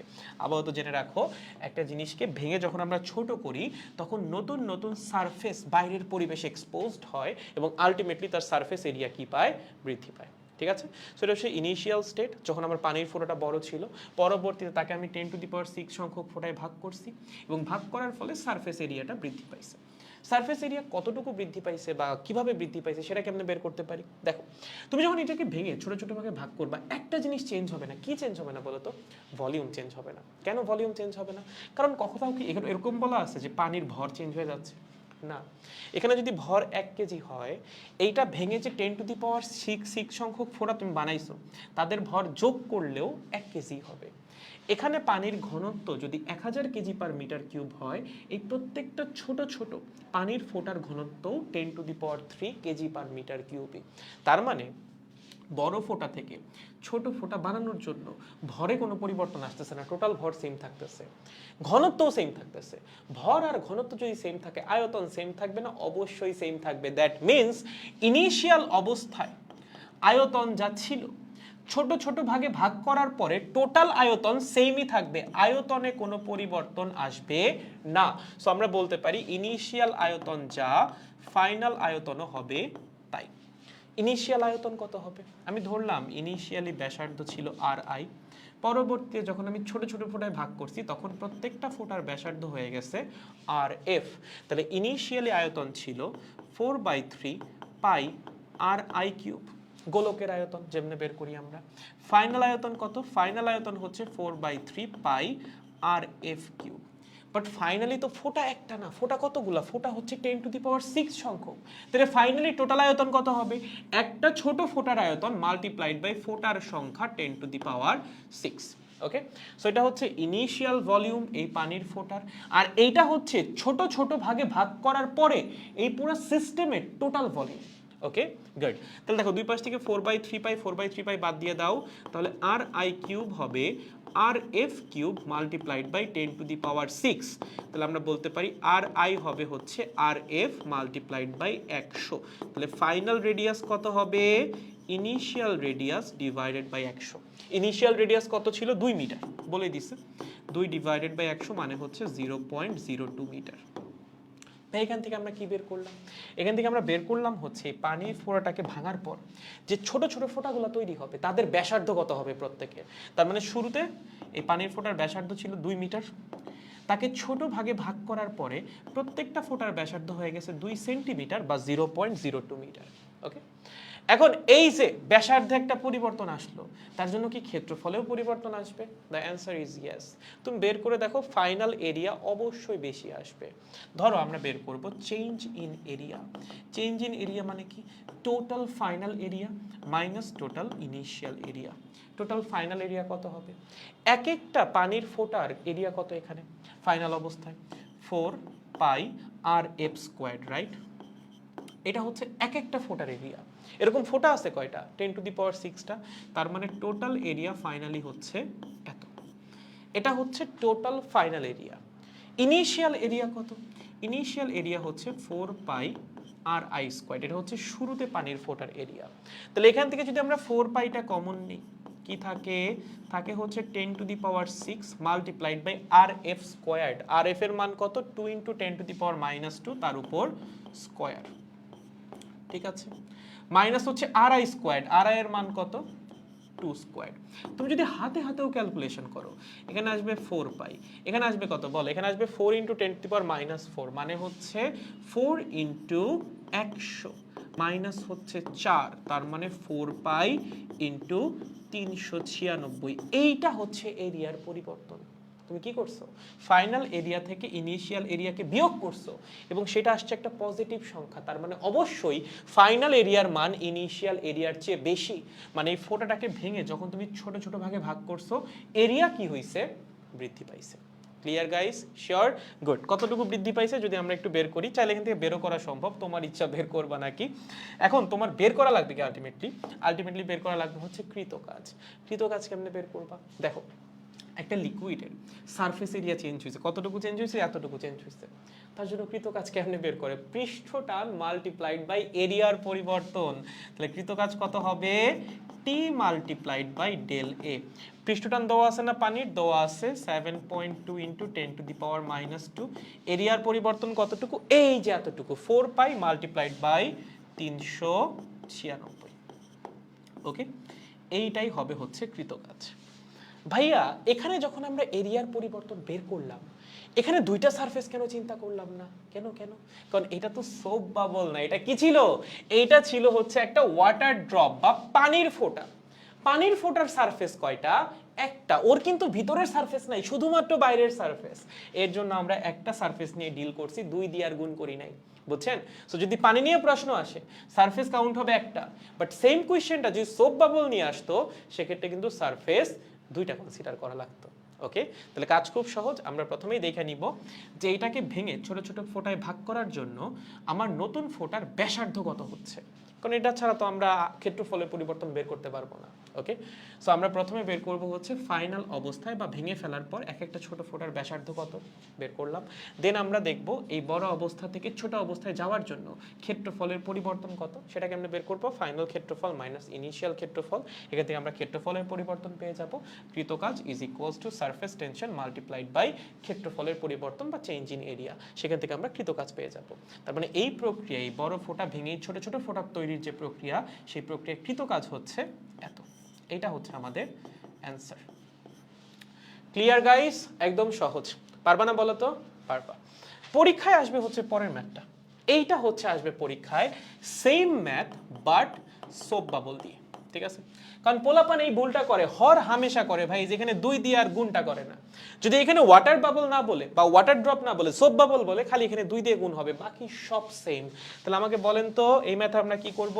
আমাদের কাছে বড় একটা সোপ বাবল আছে, তার ব্যাসার্ধ কত? তার শুরুর ব্যাসার্ধ হচ্ছে 2 মিটার। ওকে, তাকে আমরা ভেঙে কি করব, অসংখ্য ছোট ছোট সোপ বাবলে রূপান্তরিত করব। কি করব, অসংখ্য ছোট ছোট সোপ বাবলে রূপান্তরিত করব। কতগুলা, 10⁶টা।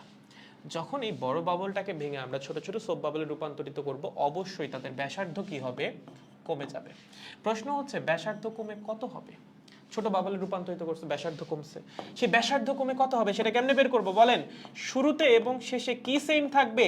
ভলিউম সেম থাকবে। ইনিশিয়ালি ভলিউম যা, ফাইনালিও ভলিউম তাই, কারণ ম্যাস এবং ডেনসিটি কোনোটাই চেঞ্জ হয় না, সো ভলিউম ওন্ট চেঞ্জ। তাহলে আমরা বলতে পারি VI is equals two VF। তাহলে শুরুতে ভলিউম কত, 4/3 পাই RI কিউব। ফাইনালি ভলিউম কত, 4/3 পাই RF কিউব। এটা তো একটা ফোটার ভলিউম, এরকম ফোটা আছে কতগুলা, 10⁶টা, সো অবশ্যই 10⁶ দিয়ে গুণ হবে। 4/3 পাই 4/3 পাই কেটে দাও, তাহলে RI cube is equals to RF cube multiplied by 10⁶, cube root করো, RI is equals to RF multiplied by 100। তাহলে ফাইনাল রেডিয়াস কত হবে, initial radius divided by 100, that means 0.02 metre. বুঝছো? এইটা হচ্ছে ফাইনাল রেডিয়াস, মানে হচ্ছে আমরা এই বড় বাবল ভেঙে যে ছোট ছোট বাবলগুলো তৈরি করলাম, সেই ছোট বাবলের রেডিয়াস হচ্ছে 0.02 মিটার। এখন কথা হচ্ছে এই যে রেডিয়াসের পরিবর্তন আসলো, বা এটাকে ভেঙে ছোট ছোট বাবলে পরিবর্তন করলাম বা পরিণত করলাম, তার জন্য এরিয়াতে পরিবর্তন কত বলেন ভাইয়া? এরিয়াতে পরিবর্তন কত হবে? চেঞ্জ ইন এরিয়া ডেল এ হবে final area minus initial area. ভাইয়া ফাইনাল এরিয়া কত? এক একটা ছোট বাবলের এরিয়া হচ্ছে 4 পাই RF স্কয়ার্ড। এরকম ছোট বাবল আছে কতগুলা, 10⁶টা। ওকে, এটা হচ্ছে ফাইনাল এরিয়া। ইনিশিয়াল এরিয়া কত হবে? ইনিশিয়াল এরিয়া হচ্ছে 4 পাই RI স্কয়ার্ড। তাহলে এইটাই এরিয়ার পরিবর্তন না। সারফেস কি এবার একটা নাকি? সোপ বাবল না, সোপ বাবলের ভিতরেও একটা সারফেস আছে, বাইরেও একটা সারফেস আছে। সো এইটা হচ্ছে একটা সারফেসের এরিয়ায় পরিবর্তন, আরও একটা সারফেসে সমপরিমাণ এরিয়ার পরিবর্তন আমরা দেখতে পারবো। তার মানে টোটাল এরিয়ার পরিবর্তন কত হবে? এইটা মাল্টিপ্লাইড বাই 2। তার মানে ম্যাথ কিন্তু পুরাপুরি আগেরটাই, জাস্ট আগের বার বলা ছিল হচ্ছে ওয়াটার ড্রপ বা হচ্ছে পানির ফোঁটার কথা। পানির ফোঁটার সারফেস একটা, এর জন্য এখানে 2 দিয়ে গুণ হয় নাই। বাট সোপ বাবলের সারফেস দুইটা, বাইরে একটা ভিতরে একটা, এর জন্য চেঞ্জ ইন এরিয়া যখন বের করবা এখানে অবশ্যই 2 দিয়ে গুণ করা লাগবে। বুঝতে পারছো? বাকি সব কিছু সেম। তাহলে বসাই দাও 4 পাই, এখানে কমন নাও। তাহলে 4 পাই যদি আমরা কমন নেই, ভিতরে থাকবে হচ্ছে RF squared multiplied by 10⁶ minus RI squared, আর এখানে গুণ আকারে আছে হচ্ছে 2। তাহলে এখানে হচ্ছে 8 পাই 2 দিয়ে গুণ করে দিছি। RF এর মান কত? 0.02, মানে হচ্ছে 4 × 10⁻⁻4 × 10⁶ - 4।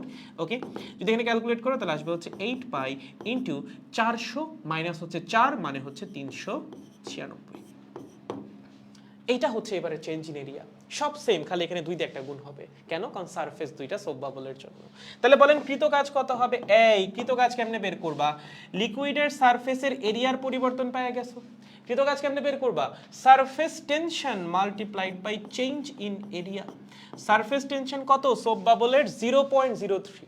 ওকে, তাহলে বসিয়ে দাও 0.03, চেঞ্জ ইন এরিয়া হচ্ছে এই যে এইটা 8 পাই মাল্টিপ্লাইড বাই 396। ক্যালকুলেট করলেই কাজ শেষ। এইটাই হবে আমাদের অ্যান্সার।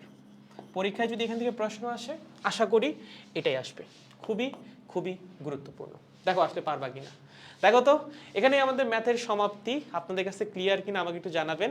যদি ক্লিয়ার হয় তাহলে হচ্ছে এখন আরেকটা টপিক নিয়ে আমরা হালকা একটু পড়াশোনা করব। ঠিক আছে?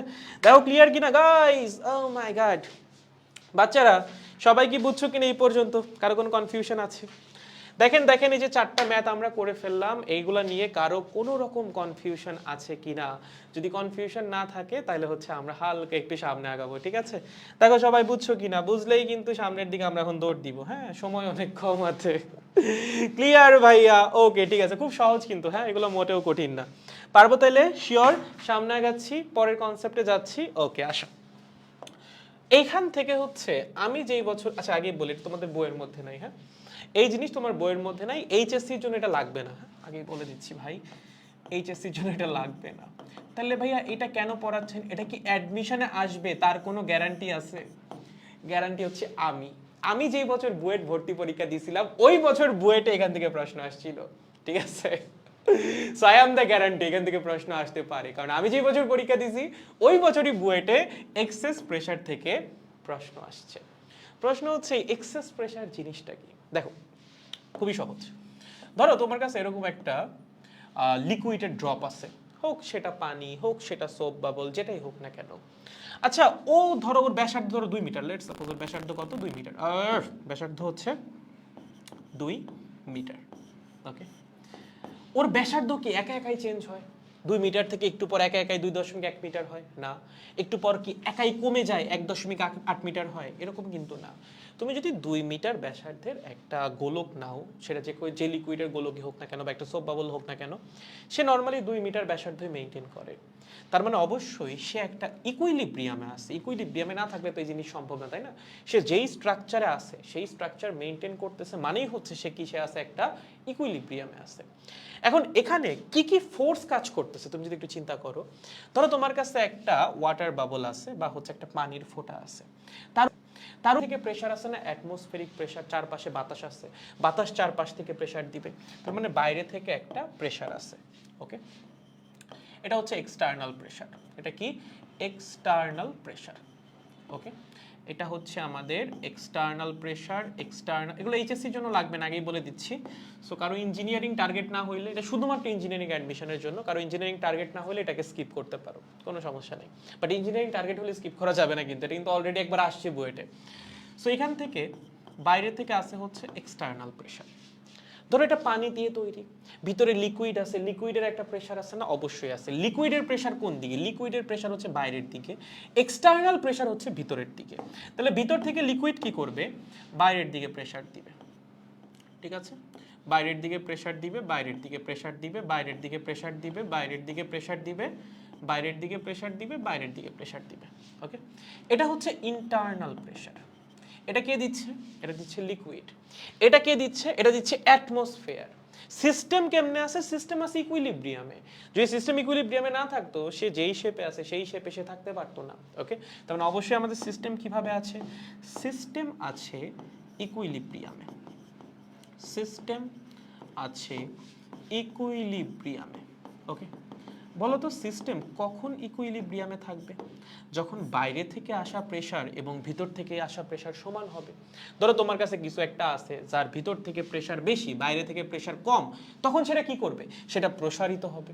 যদি এমন হয় যে না, বাইরে থেকে প্রেসার বেশি, ভিতর থেকে প্রেসার কম, তখন সে কি হবে? সে সংকুচিত হবে। কখন সে তার শেপটাকে মেইনটেইন করতে পারবে? কখন সে সংকুচিত হবে না, প্রসারিত হবে না? কখন? যখন দুই জায়গার প্রেসার সমান হবে। ভিতর থেকেও যতটুকু প্রেসার, বাইরে থেকেও ঠিক ততটুকুই প্রেসার। তার মানে যেহেতু আমার গোলকটা একটা ফিক্সড শেপ মেইনটেইন করতেছে, অবশ্যই তার ভিতরের প্রেসার আর বাইরের প্রেসার সমান হওয়া উচিত। মানে পি ইন্টারনাল, ভিতর থেকে ফ্লুইড যে প্রেসারটা জেনারেট করতেছে সেটা কার সমান হবে? বাইরে থেকে অ্যাটমসফিয়ার যে প্রেসারটা দিচ্ছে সেটা সমান।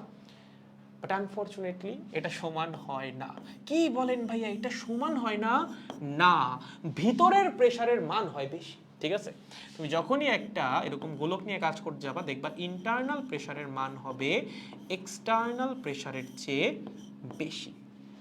তাহলে ভাইয়া ইন্টারনাল প্রেসার যদি এক্সটার্নাল প্রেসারের চেয়ে বেশি হয়, তার মানে তো বাইরের দিকে একটা এক্সট্রা প্রেসার আছে। তাহলে তো আমার এই গোলকটা প্রসারিত হওয়ার কথা, কেন হয় না? Surface tension. এখানে সারফেস টেনশন আছে না?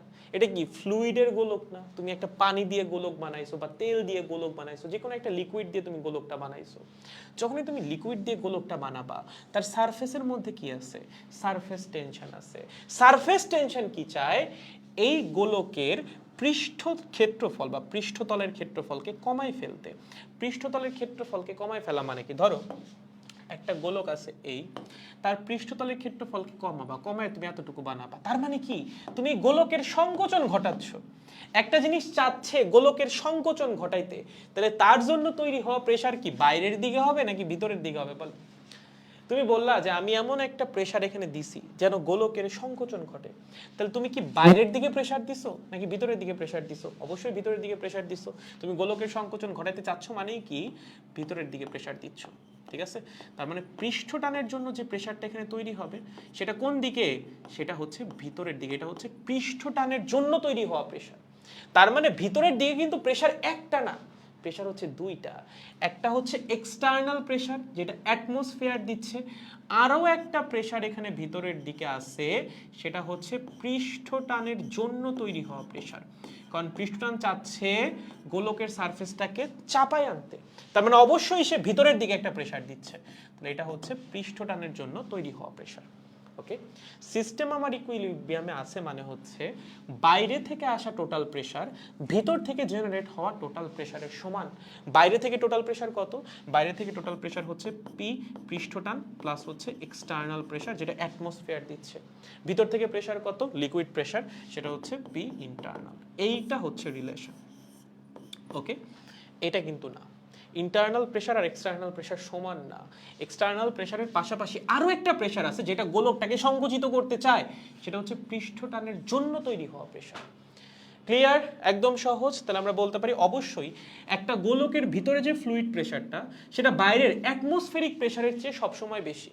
ওকে, তুমি যখন এরকম একটা ফ্লুইডের গোলক নিবা বা একটা লিকুইডের গোলক নিবা, তার ভিতরে যে প্রেসারটা কাজ করবে মানে ফ্লুইড প্রেসার, সেটা অবশ্যই এক্সটার্নাল প্রেসারের চেয়ে বেশি। কারণ বাইরে থেকে আরও একটা এক্সট্রা প্রেসার আছে, সেটা হচ্ছে পৃষ্ঠটান বা সারফেস টেনশনের জন্য তৈরি হওয়া প্রেসার। ওকে, এটাকে আমরা বলি হচ্ছে এক্সেস প্রেসার। ঠিক আছে, তাহলে বলতে এক্সেস প্রেসার কত হবে? এক্সেস প্রেসার মানে হচ্ছে যে লেখা আছে না এক্সেস প্রেসার, এটার মানে হচ্ছে ভিতরের প্রেসার বাইরের প্রেসারের চেয়ে কতটুকু বেশি, এইটাকে আমরা বলি হচ্ছে এক্সেস প্রেসার। ঠিক আছে, এক্সেস প্রেসার। এক্সেস প্রেসার মানে কি? Internal pressure minus external pressure. Okay, internal pressure সব সময় বেশি, মনে রেখো।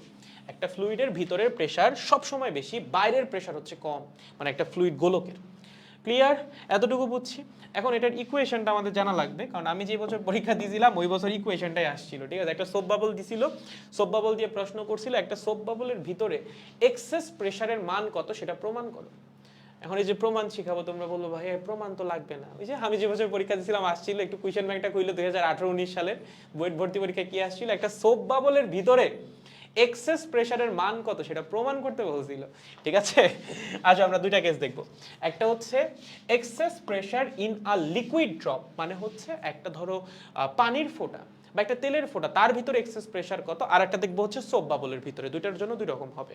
আসলে একটা পানির ফোঁটার জন্য, ধরো একটা পানির ফোঁটা আছে, ঠিক আছে, এই পানির ফোঁটাটাকে আমরা কি করব, হালকা একটু প্রসারিত করব। কেন ভাইয়া প্রসারিত করব? কেন? প্রমাণ করার খাতিরে। ধরো একটু প্রসারিত করব, কতটুকু প্রসারিত করব? লেট সাপোজ ΔX পরিমাণ। ঠিক আছে, ধরো ওর ব্যাসার্ধ ছিল আর, একটা পানির ফোঁটা আছে, তার ব্যাসার্ধ হচ্ছে আর। ঠিক আছে, তাকে আমরা প্রসারিত করব এবং প্রসারিত করে তার ব্যাসার্ধ বাড়াবো হচ্ছে ডেলার পরিমাণ। সো ধরো তাকে প্রসারিত করে তার ব্যাসার্ধ আমরা ডেলার পরিমাণ বৃদ্ধি করছি।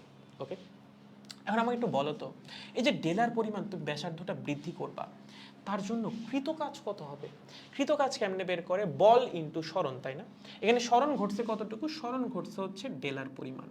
বল প্রয়োগ করছি কতটুকু বলো তো? এখানে টোটাল অ্যাপ্লাইড ফোর্স কত? এখানে হচ্ছে দুইটা ফোর্স আছে। হ্যাঁ, আমরা পৃষ্ঠটানের কথা বলতে ভুলে যাচ্ছি, পৃষ্ঠটানের কথা বাদই দাও। আমি যদি ইন্টারনাল আর এক্সটার্নালের কথা চিন্তা করি, একটা হচ্ছে ইন্টারনাল প্রেসারের জন্য তৈরি হওয়া ফোর্স, আর একটা হচ্ছে এক্সটার্নাল প্রেসারের জন্য তৈরি হওয়া ফোর্স। ইন্টারনাল প্রেসারের জন্য তৈরি হওয়া ফোর্স থেকে এক্সটার্নাল প্রেসারের জন্য তৈরি হওয়া ফোর্সকে যদি মাইনাস করো, তাহলে আসলে তুমি পৃষ্ঠটানের জন্য তৈরি হওয়া ফোর্সটা পেয়ে যাবা। বুঝো নাই? একটু পরে বুঝতে পারবা, সমস্যা নেই, আপাতত বিশ্বাস করো। ঠিক আছে, সেখানে যদি আমরা কৃতকাজ বের করতে চাই, সেটা হবে হচ্ছে ফোর্স মাল্টিপ্লাইড বাই সরণ। সরণ কতটুকু? ডেলার পরিমাণ। এখানে ফোর্স কয়টা? ফোর্স হচ্ছে দুইটা। হ্যাঁ, আমরা এখানে পৃষ্ঠটানের কথা চিন্তা করতেছি না, পৃষ্ঠটান অটোমেটিক চলে আসবে। একটা হচ্ছে ভিতর থেকে তৈরি হওয়া ফোর্স, আর একটা হচ্ছে বাইরে থেকে আসা ফোর্স। ভিতর থেকে আসা ফোর্সটা অবশ্যই বেশি, তাই না? কারণ ভিতর থেকে প্রেসার যদি বেশি হয়, এরিয়া তো সেম, তাই না? ভিতরের এরিয়া আর বাইরের এরিয়ার মধ্যে খুব বেশি পার্থক্য নাই, খুবই অল্প পার্থক্য। সো ভিতর থেকে তোমার যতটুকু ফোর্স আসবে, বাইরে থেকে তার চেয়ে কম পরিমাণ ফোর্স আসবে। ধরো তোমার কাছে একটা গোলক আছে, বুঝছো, তুমি বললা ভিতর থেকে প্রেসার হচ্ছে পিআই, তাহলে ভিতর থেকে ফোর্স কত হবে? ভিতর থেকে ফোর্স হবে হচ্ছে PI multiplied by 4 pi R square, কারণ গোলকের এরিয়া হচ্ছে 4 পাই আর স্কোয়ার। প্রেসারকে এরিয়া দিয়ে গুণ করলে কি পাওয়া যায়? ফোর্স পাওয়া যায়। তুমি বললা বাইরে থেকে প্রেসার হচ্ছে পি এক্সটার্নাল, তাহলে বাইরে থেকে ফোর্স কত? বাইরে থেকে ফোর্স এফ এক্সটার্নাল হবে হচ্ছে external pressure multiplied by area, same area 4 pi R square. Okay, কোনটা বড়? অবশ্যই এটা বড়। F i is greater than F external, internal ফোর্সটা হচ্ছে বড়। তো লব্ধি বল কোন দিকে হবে? লব্ধি বল অবশ্যই বাইরের দিকে হবে। বাইরের দিকে বলের মান বেশি, ভিতরের দিকে বলের মান কম, তাহলে লব্ধি বল কোন দিকে হবে? অবশ্যই বাইরের দিকে। এবং সেই লব্ধি বলের জন্যই আমাদের ডেলার পরিমাণ কি হয়েছে? প্রসারণ ঘটছে। তাহলে বলের মান হচ্ছে internal force minus external force multiplied by del R. Okay, internal ফোর্সকে আমি কিভাবে লিখতে পারি? Internal pressure multiplied by 4πr²। External ফোর্সকে আমি কিভাবে লিখতে পারি? External pressure multiplied by 4πr²। তাহলে internal force minus external force, এটাকে কিভাবে লিখতে পারি? এর থেকে এটাকে বিয়োগ করে দাও, 4πr² কে কমন নাও, তাহলে থাকবে পিআই মাইনাস পি এক্সটার্নাল। তো যদি এভাবে লিখি P i minus P external multiplied by 4πr² into del r, এই হচ্ছে আমাদের কৃতকাজ। ঠিক আছে, সহজ একদম, এতটুকু নিয়ে কোনো কনফিউশন? এখানে জাস্ট কি করছি, এফ আই মানে ইন্টারনাল ফোর্স আর এক্সটার্নাল ফোর্সের মানটা হচ্ছে বসাই দিছি, আর কোনো কিছুই না। ওকে, এটা গেল হচ্ছে একটা কৃতকাজ বের করার প্রসেস। আরো একটা প্রসেস আমরা শিখছিলাম, একটা লিকুইড সারফেসের এরিয়া যদি বাড়ে তার জন্য কৃতকাজ বের করার আরো একটা ফর্মুলা আমরা শিখছি, মাত্র শিখে আসছি, W is equals to T multiplied by del A, পৃষ্ঠটান multiplied by change in surface area, right? Okay, তাহলে পৃষ্ঠটানকে পৃষ্ঠটানের মতো রেখে দাও। সারফেস এরিয়ার পরিবর্তন কতটুকু? দেখো এটা হচ্ছে একটা লিকুইড ড্রপ, লিকুইড ড্রপের সারফেস কয়টা? একটা সারফেস। তাহলে আমাকে বলো তো ওর সারফেস এরিয়া শুরুতে কত ছিল? 4πr²। পরে কত হয়েছে? পরে ব্যাসার্ধ চেঞ্জ হয়ে হয়েছে আর প্লাস ডেল আর। তাহলে শুরুতে এরিয়া ছিল হচ্ছে, ওকে, শুরুতে এরিয়া ছিল 4πr², ফাইনাল এরিয়া কত হয়েছে? 4π ফাইনাল ব্যাসার্ধ আর প্লাস ডেল আর তার উপর হোল স্কয়ার। ঠিক আছে, সো এটা হচ্ছে শুরুর এরিয়া, এটা হচ্ছে ফাইনাল এরিয়া। তাহলে চেঞ্জ ইন এরিয়া কত হবে? Final area minus initial area. Okay, final area minus initial area. বিয়োগটা যখন করবা 4πটাকে কমন নাও, যদি 4πটাকে কমন নেই তাহলে টি মাল্টিপ্লাইড বাই 4π, ভিতরে কি থাকবে বলো? এ এফ মানে হচ্ছে আর প্লাস ডেল আর হোল স্কয়ার্ড, আর প্লাস ডেল আর হোল স্কয়ার্ড, আর এখানে আছে হচ্ছে আর স্কয়ার্ড। যদি আমরা বসাই তাহলে টি ইন্টু 4π, এখানে করো r squared A plus B whole স্কয়ার্ডের ফর্মুলা অ্যাপ্লাই করো, 2r into del r plus del r squared minus হচ্ছে আর স্কয়ার্ড, আর স্কয়ার্ড বাদ যাবে, থাকবে কি 4π ইন্টু টি ইন্টু হচ্ছে 2r del r plus del r squared. ওকে, দেখো আমরা ওর সারফেস এরিয়া খুবই অল্প পরিমাণ বাড়াইছি, ব্যাসার্ধ খুবই অল্প পরিমাণ পরিবর্তন হয়েছে। দেখা যাবে ব্যাসার্ধের পরিবর্তন কত? ব্যাসার্ধের পরিবর্তন হচ্ছে লেট সাপোজ কথার কথা 0.01 বা 0.02। এইটার স্কয়ার কি হবে? এটার স্কয়ার হবে 10 to the power -4, 10 to the পাওয়ার -5, এরকম রেঞ্জের। সো এই ডেল আর স্কয়ার যেটা, এটার মান আসলে খুবই কম। সো ডেল আর স্কয়ারকে আমরা কি করব? ডেল আর স্কয়ারকে হচ্ছে আমরা নেগলেক্ট করব, খুবই ছোট। হ্যাঁ, ডেল আর স্কয়ারের মান কি হবে? খুবই খুবই ক্ষুদ্র। সো এটাকে আমরা কি করব? এটাকে আমরা একটু নেগলেক্ট করব, হালকা করে একটু নেগলেক্ট করে দিব। ওকে, কারণ এই মানের তুলনায় এই মান আসলে খুবই খুবই ছোট। সো আমরা যদি ডেল আর স্কয়ারকে একটু নেগলেক্ট করি তাহলে দেখো তো কি থাকতেছে? থাকতেছে হচ্ছে 4π into T into 2r into del r. এই ডেল আর স্কয়ারকে আমরা নেগলেক্ট করে দিছি। ওকে, ফাইন। তাহলে আমরা একটা গোলকের বা একটা এয়ার ড্রপ বলতেছি, লিকুইড ড্রপের ব্যাসার্ধ ডেলার পরিমাণ বৃদ্ধি করছি, তার জন্য একবার এই প্রসেসে কৃত কাজ বের করছি, আর একবার এই প্রসেসে কৃত কাজ বের করছি। সেম জিনিসেরই কৃত কাজ দুইবার দুই প্রসেসে বের করছি, অবশ্যই দুইটা কৃত কাজ সমান হবে। তুমি এই প্রসেসে কৃত কাজ যত আসা উচিত, এই প্রসেসেও কৃত কাজ ঠিক ততই আসা উচিত। তার মানে এই কৃত কাজ আর এই কৃত কাজ কি সমান? দুটাকে একটু সমান লিখে দাও। চলো, দুটাকে যদি আমরা সমান লিখে দেই তাহলেই প্রমাণ হয়ে যাবে। কোথায় লিখবে? এখানে লেখার জায়গা নাই, সো আমরা পরবর্তী পেজে লিখতেছি। সো প্রথম ক্ষেত্রে কৃত কাজ এবং দ্বিতীয় ক্ষেত্রে কৃত কাজ কি হবে? অবশ্যই সমান হবে। বলো তো এখানে কৃত কাজ কত? PI minus P external into হচ্ছে এইটা, তাই না? লেখো PI minus P external multiplied by হচ্ছে 4, কত ছিল রে? এখানে ছিল হচ্ছে 4π আর স্কয়ার্ড ইন্টু ডেল আর। ওকে, 4π আর স্কয়ার্ড ইন্টু হচ্ছে ডেল আর। আর দ্বিতীয় ক্ষেত্রে কৃত কাজ কত আসছে? কৃত কাজ আসছে হচ্ছে 4πt into 2r into del আর। দেখো 4πt into 2r into del আর। এবার একটু কাটাকাটি করো, আসো কাটাকাটি যদি শুরু করি, খেয়াল করো প্রথমত এখানে 4π বাদ, ডেল আর বাদ, একটা আর এখানে কাটা যাবে, একটা আর এবং একটা আর কাটা, তাহলে থাকতেছে কি, থাকতেছে হচ্ছে PI minus P external multiplied by R is equals to 2T, তাহলে PI minus P external is equals to 2T divided by R, এইটাই হচ্ছে একটা লিকুইড ড্রপের অভ্যন্তরে এক্সেস প্রেসার। ঠিক আছে, internal pressure minus external pressure, এইটাই হচ্ছে লিকুইড ড্রপের ভিতরে একটা লিকুইড ড্রপের ভিতরে এক্সেস প্রেসারের মান। সো যদি কখনো পরীক্ষায় আসে যে একটা লিকুইড ড্রপ, একটা পানির ফোঁটা, তার ভিতরে এক্সেস প্রেসার কত, সেই এক্সেস প্রেসার বা পি এক্সেস বের করার ফর্মুলা হচ্ছে জাস্ট 2T ডিভাইডেড বাই আর।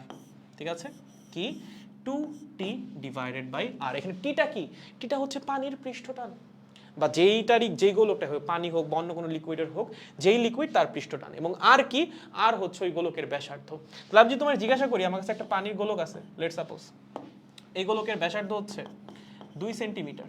ওকে, তোমাকে জিজ্ঞাসা করলাম এই গোলকের অভ্যন্তরে এক্সেস প্রেসারের মান কত, কত হবে বলো তো? খুবই সহজ, হ্যাঁ, বের করা। এক্সেস প্রেসারের মান হবে P excess is equals to 2T divided by r. T এর মান কত? সারফেস টেনশন পানির কত? 7.2 into 10 to the power minus 2 divided by r এর মান কত? 2 সেন্টিমিটার, মানে হচ্ছে 0.02। সলভড, শেষ। ঠিক আছে, একদম একদম সহজ। আর যদি কখনো প্রমাণ আসে, যেমনটা আমার বার আসছিল, সেক্ষেত্রে এই পুরাটা তোমার আসলে প্রুফ করে দিয়ে আসা লাগবে। ঠিক আছে, যদি আসে আর কি প্রমাণ। ওকে, আমি যদিও পারছিলাম না, আমার ফর্মুলা জানা ছিল। আমাদের যতদূর মনে আছে অ্যাডমিশনে যেই ভাই পড়াইছিলেন, তিনি হচ্ছে ফর্মুলা লিখে দিয়েছিলেন, প্রমাণ দেখাইছিলেন না আমার, বা প্রমাণ দেখাইলেও আমার আসলে মনে ছিল না, আমার সঠিক খেলো নাই প্রমাণ দেখাইছিল কিনা, বাট আমার ফর্মুলাটা মনে ছিল যে একটা লিকুইড ড্রপের ভিতরে হচ্ছে এক্সেস প্রেসার হয় 2T বাই আর, এবং সোপ বাবলের ভিতরে তোমার এক্সেস প্রেসার হয় হচ্ছে 4T ডিভাইডেড বাই আর, মানে এটা 2 দিয়ে গুণ হয়ে যায়, আর কিছুই না। ওকে, সো আমি হচ্ছে খালি ফর্মুলা লিখে দিয়ে আসছিলাম, আর কিছু করতে পারি নাই। ওকে, সো তোমাদের ক্ষেত্রে যদি প্রমাণ আসে, this is the way to prove. Okay, পারবো শিওর? এটা হচ্ছে লিকুইড ড্রপ, হ্যাঁ, মানে হচ্ছে যাদের একটা সারফেস, তাদের ভিতরে এক্সেস প্রেসার বের করার ফর্মুলা। যদি সেম জিনিসটা দুইটা সারফেসের জন্য আসে, চেঞ্জ কোথায় আসবে বলো তো? যদি দুইটা সারফেসের জন্য আসে, কোথায় চেঞ্জ আসবে? এখানে ডেলারের জায়গায় আসবে হচ্ছে 2 ইন্টু ডেলার, কারণ দুইটা সারফেসের ব্যাসার্ধ বৃদ্ধি পাবে, একটা সারফেসের না। আর এখানেও সিমিলারলি আমাদের এই যে কৃতকাজ যখন তুমি এখানে করবা, সরি, এখানে ডেলারের জায়গায় ডেলারই থাকবে, এখানে হচ্ছে চেঞ্জটা হবে, এই যে এখানে হচ্ছে 2 দিয়ে গুণ হবে। ঠিক আছে, এখানে কি হবে? একটা 2 দিয়ে গুণ হবে, আর কিচ্ছু না। যখন তুমি সোপ বাবলের জন্য করবা, এই পাশ পুরাপুরি সেম, চেঞ্জ হবে শুধুমাত্র এই জায়গাটায়। এখানে কি আসবে? এখানে হচ্ছে 2 দিয়ে গুণ হবে। কেন 2 দিয়ে গুণ হবে? সোপ বাবলের এরিয়া দুইটা ভাই, দুইটা এরিয়া বা দুইটা সারফেস, সো দুইটা সারফেসের এরিয়া চেঞ্জ অবশ্যই 2 দিয়ে গুণ হবে। এখানে আমরা একটা সারফেসের এরিয়া চেঞ্জ বের করছি, দুইটা সারফেসের এরিয়া চেঞ্জ করার জন্য বা চেঞ্জ বের করার জন্য এখানে 2 দিয়ে গুণ করা লাগবে। তখন আলটিমেটলি এই পাশে একটা এক্সট্রা 2 আসবে, এই পাশে যদি একটা এক্সট্রা 2 থাকে, মানে যে এই পাশে যদি একটা এক্সট্রা 2 থাকে, এখানে 2টির জায়গায় কি আসবে? 4T আসবে। সো সোপ বাবলের জন্য এটা হয়ে যাবে কত? সোপ বাবলের জন্য এক্সেস প্রেসারটা হয়ে যাবে, এটা কিন্তু বইটা আসছে 2018 সালে, 4T ডিভাইডেড বাই আর। ঠিক আছে, টিটা হচ্ছে সোপ বাবলের সারফেস টেনশন, যদি কোয়েশ্চেনে দেওয়া না থাকে 0.03, চাইলে মনে রাখতে পারো, এবং সোপ বাবলের ব্যাসার্ধ যত দেওয়া থাকবে তত বসাই দিলেই তুমি কি পেয়ে যাবা? এক্সেস প্রেসারটা পেয়ে যাবে। একক কি হবে? একক অবশ্যই newton per metre square pressure না, বা প্যাসকেল। ওকে, একদম ইজি। তাহলে সোপ বাবলের জন্য যে প্রমাণটা, এটা কিন্তু একটু বাসায় বসে করা লাগবে। হ্যাঁ, সোপ বাবলের প্রমাণটা আবারও বলে দিচ্ছি। এখানে সব কিছু সেম থাকবে, এখানে কোনো পরিবর্তন নাই। তুমি হচ্ছে বল প্রয়োগ করছো, ডেলার পরিমাণ ব্যাসার্ধ বাড়ছে, সো সরণ হইছে ডেলার পরিমাণ। ওকে, সো এটাই হচ্ছে আমার এই ক্ষেত্রে কৃত কাজ। বাট এই পাশে চেঞ্জটা আসবে, এখানে হচ্ছে একটা 2 দিয়ে গুণ হবে। কেন 2 দিয়ে গুণ হবে? কারণ সোপ বাবলের সারফেস তো দুইটা, তুমি তো একটা সারফেসকে প্রসারিত করবে না, তোমার দুইটা সারফেসকেই প্রসারিত করা লাগবে। সো তখন হচ্ছে এখানে 2 দিয়ে গুণ হয়ে যাবে, এবং 2 দিয়ে যখন গুণ হবে, তখন এই যে ডান পাশে হচ্ছে একটা এক্সট্রা 2 চলে আসবে, 2টির জায়গায় হয়ে যাবে 4T, ফর্মুলা হয়ে যাবে 4T divided by R. Okay, sorry, কিন্তু বাসায় বসে প্রমাণ করবা যারা ইঞ্জিনিয়ারিং অ্যাসপিরেন্ট। আমি আবারও বলতেছি, আমি যে বছর পরীক্ষা দিয়েছিলাম ওই বছর কিন্তু এটার প্রমাণ আসছিল, 2018 সালে এটার প্রমাণ আসছে, একটা সোপ বাবলের ভিতরে এক্সেস প্রেসার নির্ণয় করো। ওকে, যদিও তোমাদের বইয়ের ভিতরে এটা নাই। ওকে, সো প্রমাণটা হচ্ছে বাসায় করবা, প্রমাণটা বাসায় করবা। প্রসেস তো বলেই দিছি, একদম সহজ। ডান পাশে খালি একটা 2 দিয়ে গুণ হবে। আমি দরকার হলে ইকুয়েশনটাও লিখে দেই। ইকুয়েশনে হচ্ছে এই পাশে থাকবে পি ইন্টারনাল, দেখো সব কিছু আগের মতো, চাইলে লিখে নিতে পারো, P internal minus P external multiplied by কত, মাল্টিপ্লাইড বাই হচ্ছে 4 পাই আর স্কোয়ার ইন্টু ডেলার কত, 4 পাই আর স্কোয়ার ইন্টু ডেলার। এটা কার সমান হবে, এটা সমান হবে হচ্ছে এই পাশে হচ্ছে একটা এক্সট্রা 2 আসবে আর কিছুই না, 4 পাই টি, ওকে 4 পাই টি ইন্টু কত, ইন্টু হচ্ছে 2r ইন্টু 2 ডেলার, ওকে ইন্টু 2 ডেলার। এখান থেকে যদি ইকুয়েট করলে পেয়ে যাবা পিআই মাইনাস পি এক্সটার্নাল মানে excess pressure is equals to 4t divided by আর।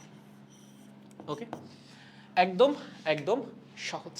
এইটা বুয়েট 2018-19 আসছে, বুয়েট 2018-19, ঠিক আছে পারবো শিওর। সো ম্যাথ খুব সহজ, মানে ফর্মুলা তো খুব সহজ, একটা হচ্ছে 2t বাই আর আর একটা হচ্ছে 4t বাই আর, আর তো কিছু না, ফর্মুলা খুব সহজ, প্রমাণটা হচ্ছে একটু মাথায় রাখা লাগবে। ওকে পারবো। এখান থেকে যদি ছোট ছোট ম্যাথ আসে ভাইয়া, দেখো ছোট ছোট ম্যাথ কিরকম আসতে পারে, আমি একবারে 3টা নিয়ে আসছি, আই গেস কারো কোনো সমস্যা থাকা উচিত না এই 3টা সলভ করতে পারলে। দেখো একদম সহজ, খালি বসাবা মান আর কিছু না। এক নাম্বারটা কি বলছে, একটা মার্কিউরি ড্রপ আছে, মার্কিউরি ড্রপ মানে হচ্ছে একটা পারদের ফোঁটা, ঠিক আছে, তার ব্যাসার্ধ দেওয়া আছে 2 মিলিমিটার, সারফেস টেনশন বা হচ্ছে পৃষ্ঠটান দেওয়া আছে 0.465 নিউটন পার মিটার। তোমারে বলছে গোলকের অভ্যন্তরে এক্সেস প্রেসার নির্ণয় করো। বলো একটা মার্কিউরি ড্রপের সারফেস কয়টা, অবশ্যই একটা, শুধুমাত্র বাইরের সারফেস, যে কোনো লিকুইড ড্রপের সারফেস একটা, সোপ ফিল্ম বা সোপ বাবলের সারফেস হচ্ছে 2টা। তাহলে বলো ওর এক্সেস প্রেসার কত হবে, ওর এক্সেস প্রেসার হবে 2t divided by R. Math খুব সহজ, খালি বসাও মান আর কিছু না।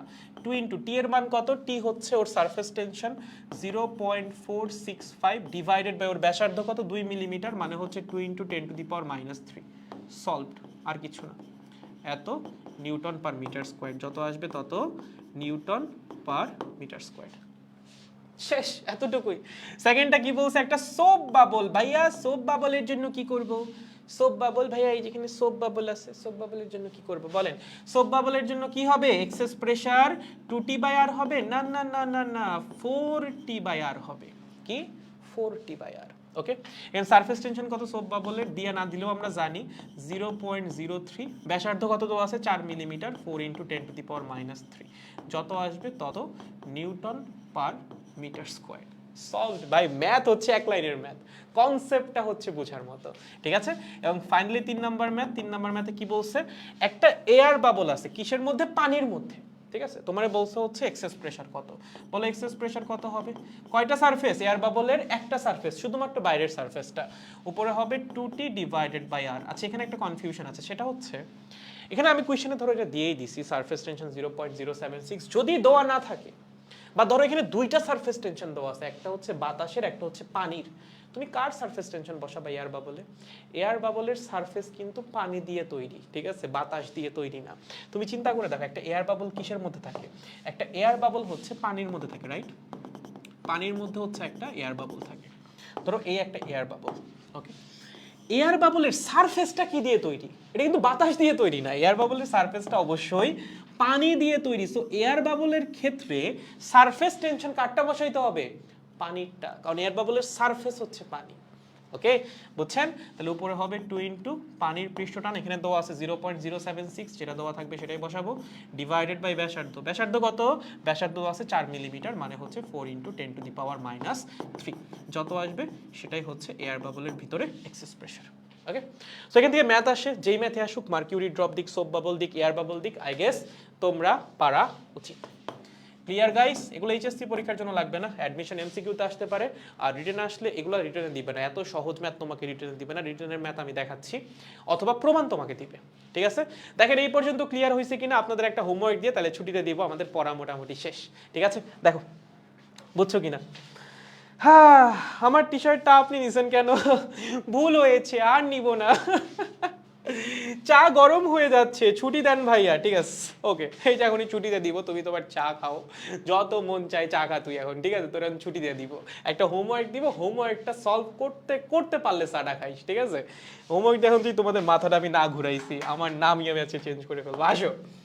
এই পর্যন্ত ক্লিয়ার সবার গাইস, এক্সেস প্রেসার নিয়ে কারো কোনো কনফিউশন, প্রমাণটা দেখাইলাম, প্রমাণ নিয়ে কারো কোনো কনফিউশন আছে, আমি আবারও বলতেছি, যারা ইঞ্জিনিয়ারিং অ্যাসপিরেন্ট তারা যদি এগুলো এখন স্কিপ করতে চাও, অ্যাডমিশন টাইমে গিয়ে তোমার শেখা লাগবে।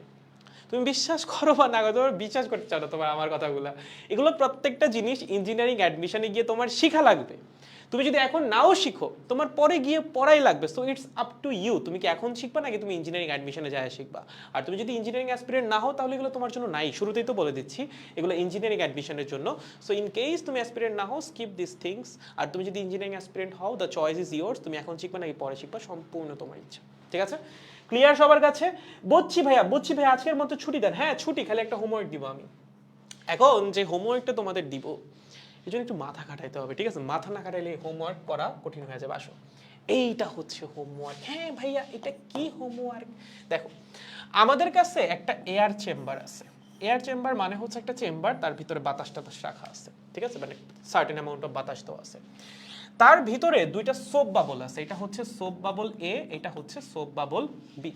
সোপ বাবলের ভিতরেও কি আছে? সোপ বাবলের ভিতরেও বাতাস আছে, বাইরেও বাতাস ভিতরেও বাতাস। বাট অবশ্যই ভিতরের বাতাসের প্রেসার বেশি, বাইরের বাতাসের প্রেসার কি কম, তাই না? কারণ আমরা জানি যে কোনো ফ্লুইডের যে গোলক বা ফ্লুইডের স্ফিয়ারের ভিতরে হচ্ছে প্রেসার বেশি থাকে, বাইরের প্রেসার কম থাকে। ওকে, তো তোমাকে বলছে একটা এয়ার চেম্বারের ভিতরে দুইটা সোপ বাবল আছে এ এবং বি, এদের ব্যাসার্ধ যথাক্রমে 2 সেন্টিমিটার এবং হচ্ছে 4 সেন্টিমিটার। উভয় গোলকের অভ্যন্তরে উপস্থিত পরমাণুর মোল সংখ্যার অনুপাত নির্ণয় করো। দেখো, ওর ভিতরে কি আছে? বাতাস আছে। ওর ভিতরেও কি আছে? বাতাস আছে। আমি ধরলাম ওর ভিতরে পরমাণুর মোল সংখ্যা হচ্ছে Na, ওর ভিতরে পরমাণুর মোল সংখ্যা হচ্ছে Nb। তোমাকে কি বলছে? তোমাকে বলছে এই দুইটা মোল সংখ্যার অনুপাত নির্ণয় করো। ঠিক আছে, তোমাকে দেখো ইনফরমেশন কি কি দিছে। তোমাকে সোপ বাবলের পৃষ্ঠটান দিয়ে দিছে 0.04 নিউটন পার মিটার, এবং এয়ার চেম্বার যেটা আছে, এই যে চেম্বারটা, এই চেম্বারের ভিতরের প্রেসারটা দেওয়া আছে, এই প্রেসারটা হচ্ছে 8 প্যাসকেল। Solve the math. ঠিক আছে, একটু কেমিস্ট্রির নলেজ লাগবে, একটু ফিজিক্সের নলেজ লাগবে, এটা তোমাদের হোমওয়ার্ক। ঠিক আছে, এই যে দুইটা গোলক আছে, সোপ বাবল আছে, সোপ বাবলের ভিতরে উপস্থিত পরমাণু সংখ্যার বা পরমাণুর মোল সংখ্যার অনুপাত তোমার নির্ণয় করা লাগবে। কে যেন চা বসাইছিলা, চাটা খাইতে খাইতে হচ্ছে ম্যাথটা সলভ করো। পারলে মনে করো চা তোমার আমি আরো 10 কাপ খাওয়াবো। ঠিক আছে, আগেই বলে এখানে এক্সেস প্রেসারের কনসেপ্ট ইউজ করা লাগবে। ঠিক আছে, সলভ ইট কেয়ারফুলি, এখানে এক্সেস প্রেসারের কনসেপ্ট ইউজ করা লাগবে। এছাড়া আদর্শ গ্যাসের যে সূত্র আছে সেটা ইউজ করা লাগবে। কেমিস্ট্রি তোমরা অলরেডি পড়ছো, আশা করি পারার কথা, যদি একটু বুদ্ধি খাটাও পেরে যাবা। ঠিক আছে, দেখো একটু বুদ্ধি খাটাইতে হবে। হ্যাঁ, এখানে যদি তুমি মোল সংখ্যার অনুপাত নির্ণয় করছো, কেমিস্ট্রির কনসেপ্টই, বাট এক্সেস প্রেসারের কনসেপ্টও লাগবে, কারণ অবভিয়াসলি এখানকার ভিতরের প্রেসার তোমার বের করা লাগবে। এটা অবশ্যই বাইরের প্রেসারের সমান হবে না, বাইরের প্রেসার একরকম, ভিতরের প্রেসার হবে আর এক রকম। সো এখানে তোমার কেমিস্ট্রির কনসেপ্টও কিছুটা লাগবে। যদিও কেমিস্ট্রি কনসেপ্ট লাগবে এটা বলাটাও ঠিক না, কারণ কেমিস্ট্রির যতটুকু কনসেপ্ট লাগবে সেটা আসলে ফিজিক্সের মধ্যেও আছে, আদর্শ গ্যাসে। সো একটা সূত্র লাগবে আর কি কেমিস্ট্রির, আর সাথে হচ্ছে আমাদের এক্সেস প্রেসারের কনসেপ্টটা লাগবে, তাইলেই দুইটার মোল সংখ্যার অনুপাত বের করে ফেলতে পারবা। তাহলে আজকের মতো তোমাদের আজকের মতো তোমাদের ছুটি। ওকে, যা যা পড়াইলাম এগুলো বাসায় সুন্দর মতো পড়বা। পরের দিন হচ্ছে আমরা কৈশিকতা শুরু করব, আর হোমওয়ার্কটা হচ্ছে একটু সলভ করার ট্রাই করবা। পরের দিন শুরুতে তোমাদের হোমওয়ার্কটা সলভ করাই দিব। ঠিক আছে গাইস, সো নেক্সট দিন আমাদের সেকেন্ড পেপার ব্যাচেও ক্লাস আছে। সেকেন্ড পেপার ব্যাচে আমরা হচ্ছে চলতরিতের অ্যাডমিশনের অংশ শুরু করে দিব। পরের দিন আমরা মেশ অ্যানালাইসিস শিখবো, এবং মেশ অ্যানালাইসিসের সাথে সাথে হচ্ছে কিছু যন্ত্রপাতি নিয়ে পড়াশোনা করব। আর সোমবার হচ্ছে তোমাদের আবার, সোমবার যদিও Pohela Boishakh, but still class হবে অবভিয়াসলি, রাত 10টায় অবশ্যই ক্লাস হবে। রাতে হচ্ছে আমরা কি কি শিখবো? আমরা হচ্ছে কৈশিকতা শুরু করে দিব। ঠিক আছে, সো আমাদের আর 2টার মতো ক্লাস লাগবে, ম্যাক্সিমাম 2টা ক্লাস। সো ধরতে পারো এই সপ্তাহে আমাদের এই চ্যাপ্টার কমপ্লিট। একটা ক্লাসেও শেষ করা যেতে পারে, সেক্ষেত্রে সোমবারের ক্লাসটা একটু বড় নেওয়া লাগবে, 2.5 ঘন্টার মতো ক্লাস নেওয়া লাগবে, তাইলে হয়তো ব্যাক ক্লাসে শেষ হয়ে যাবে। আর যদি আমরা একটু রিল্যাক্সে করি, আমি আসলে তোমাদের আরও কিছু ম্যাথ করাবো, সো আমি একটা এক্সট্রা ক্লাস নিবই।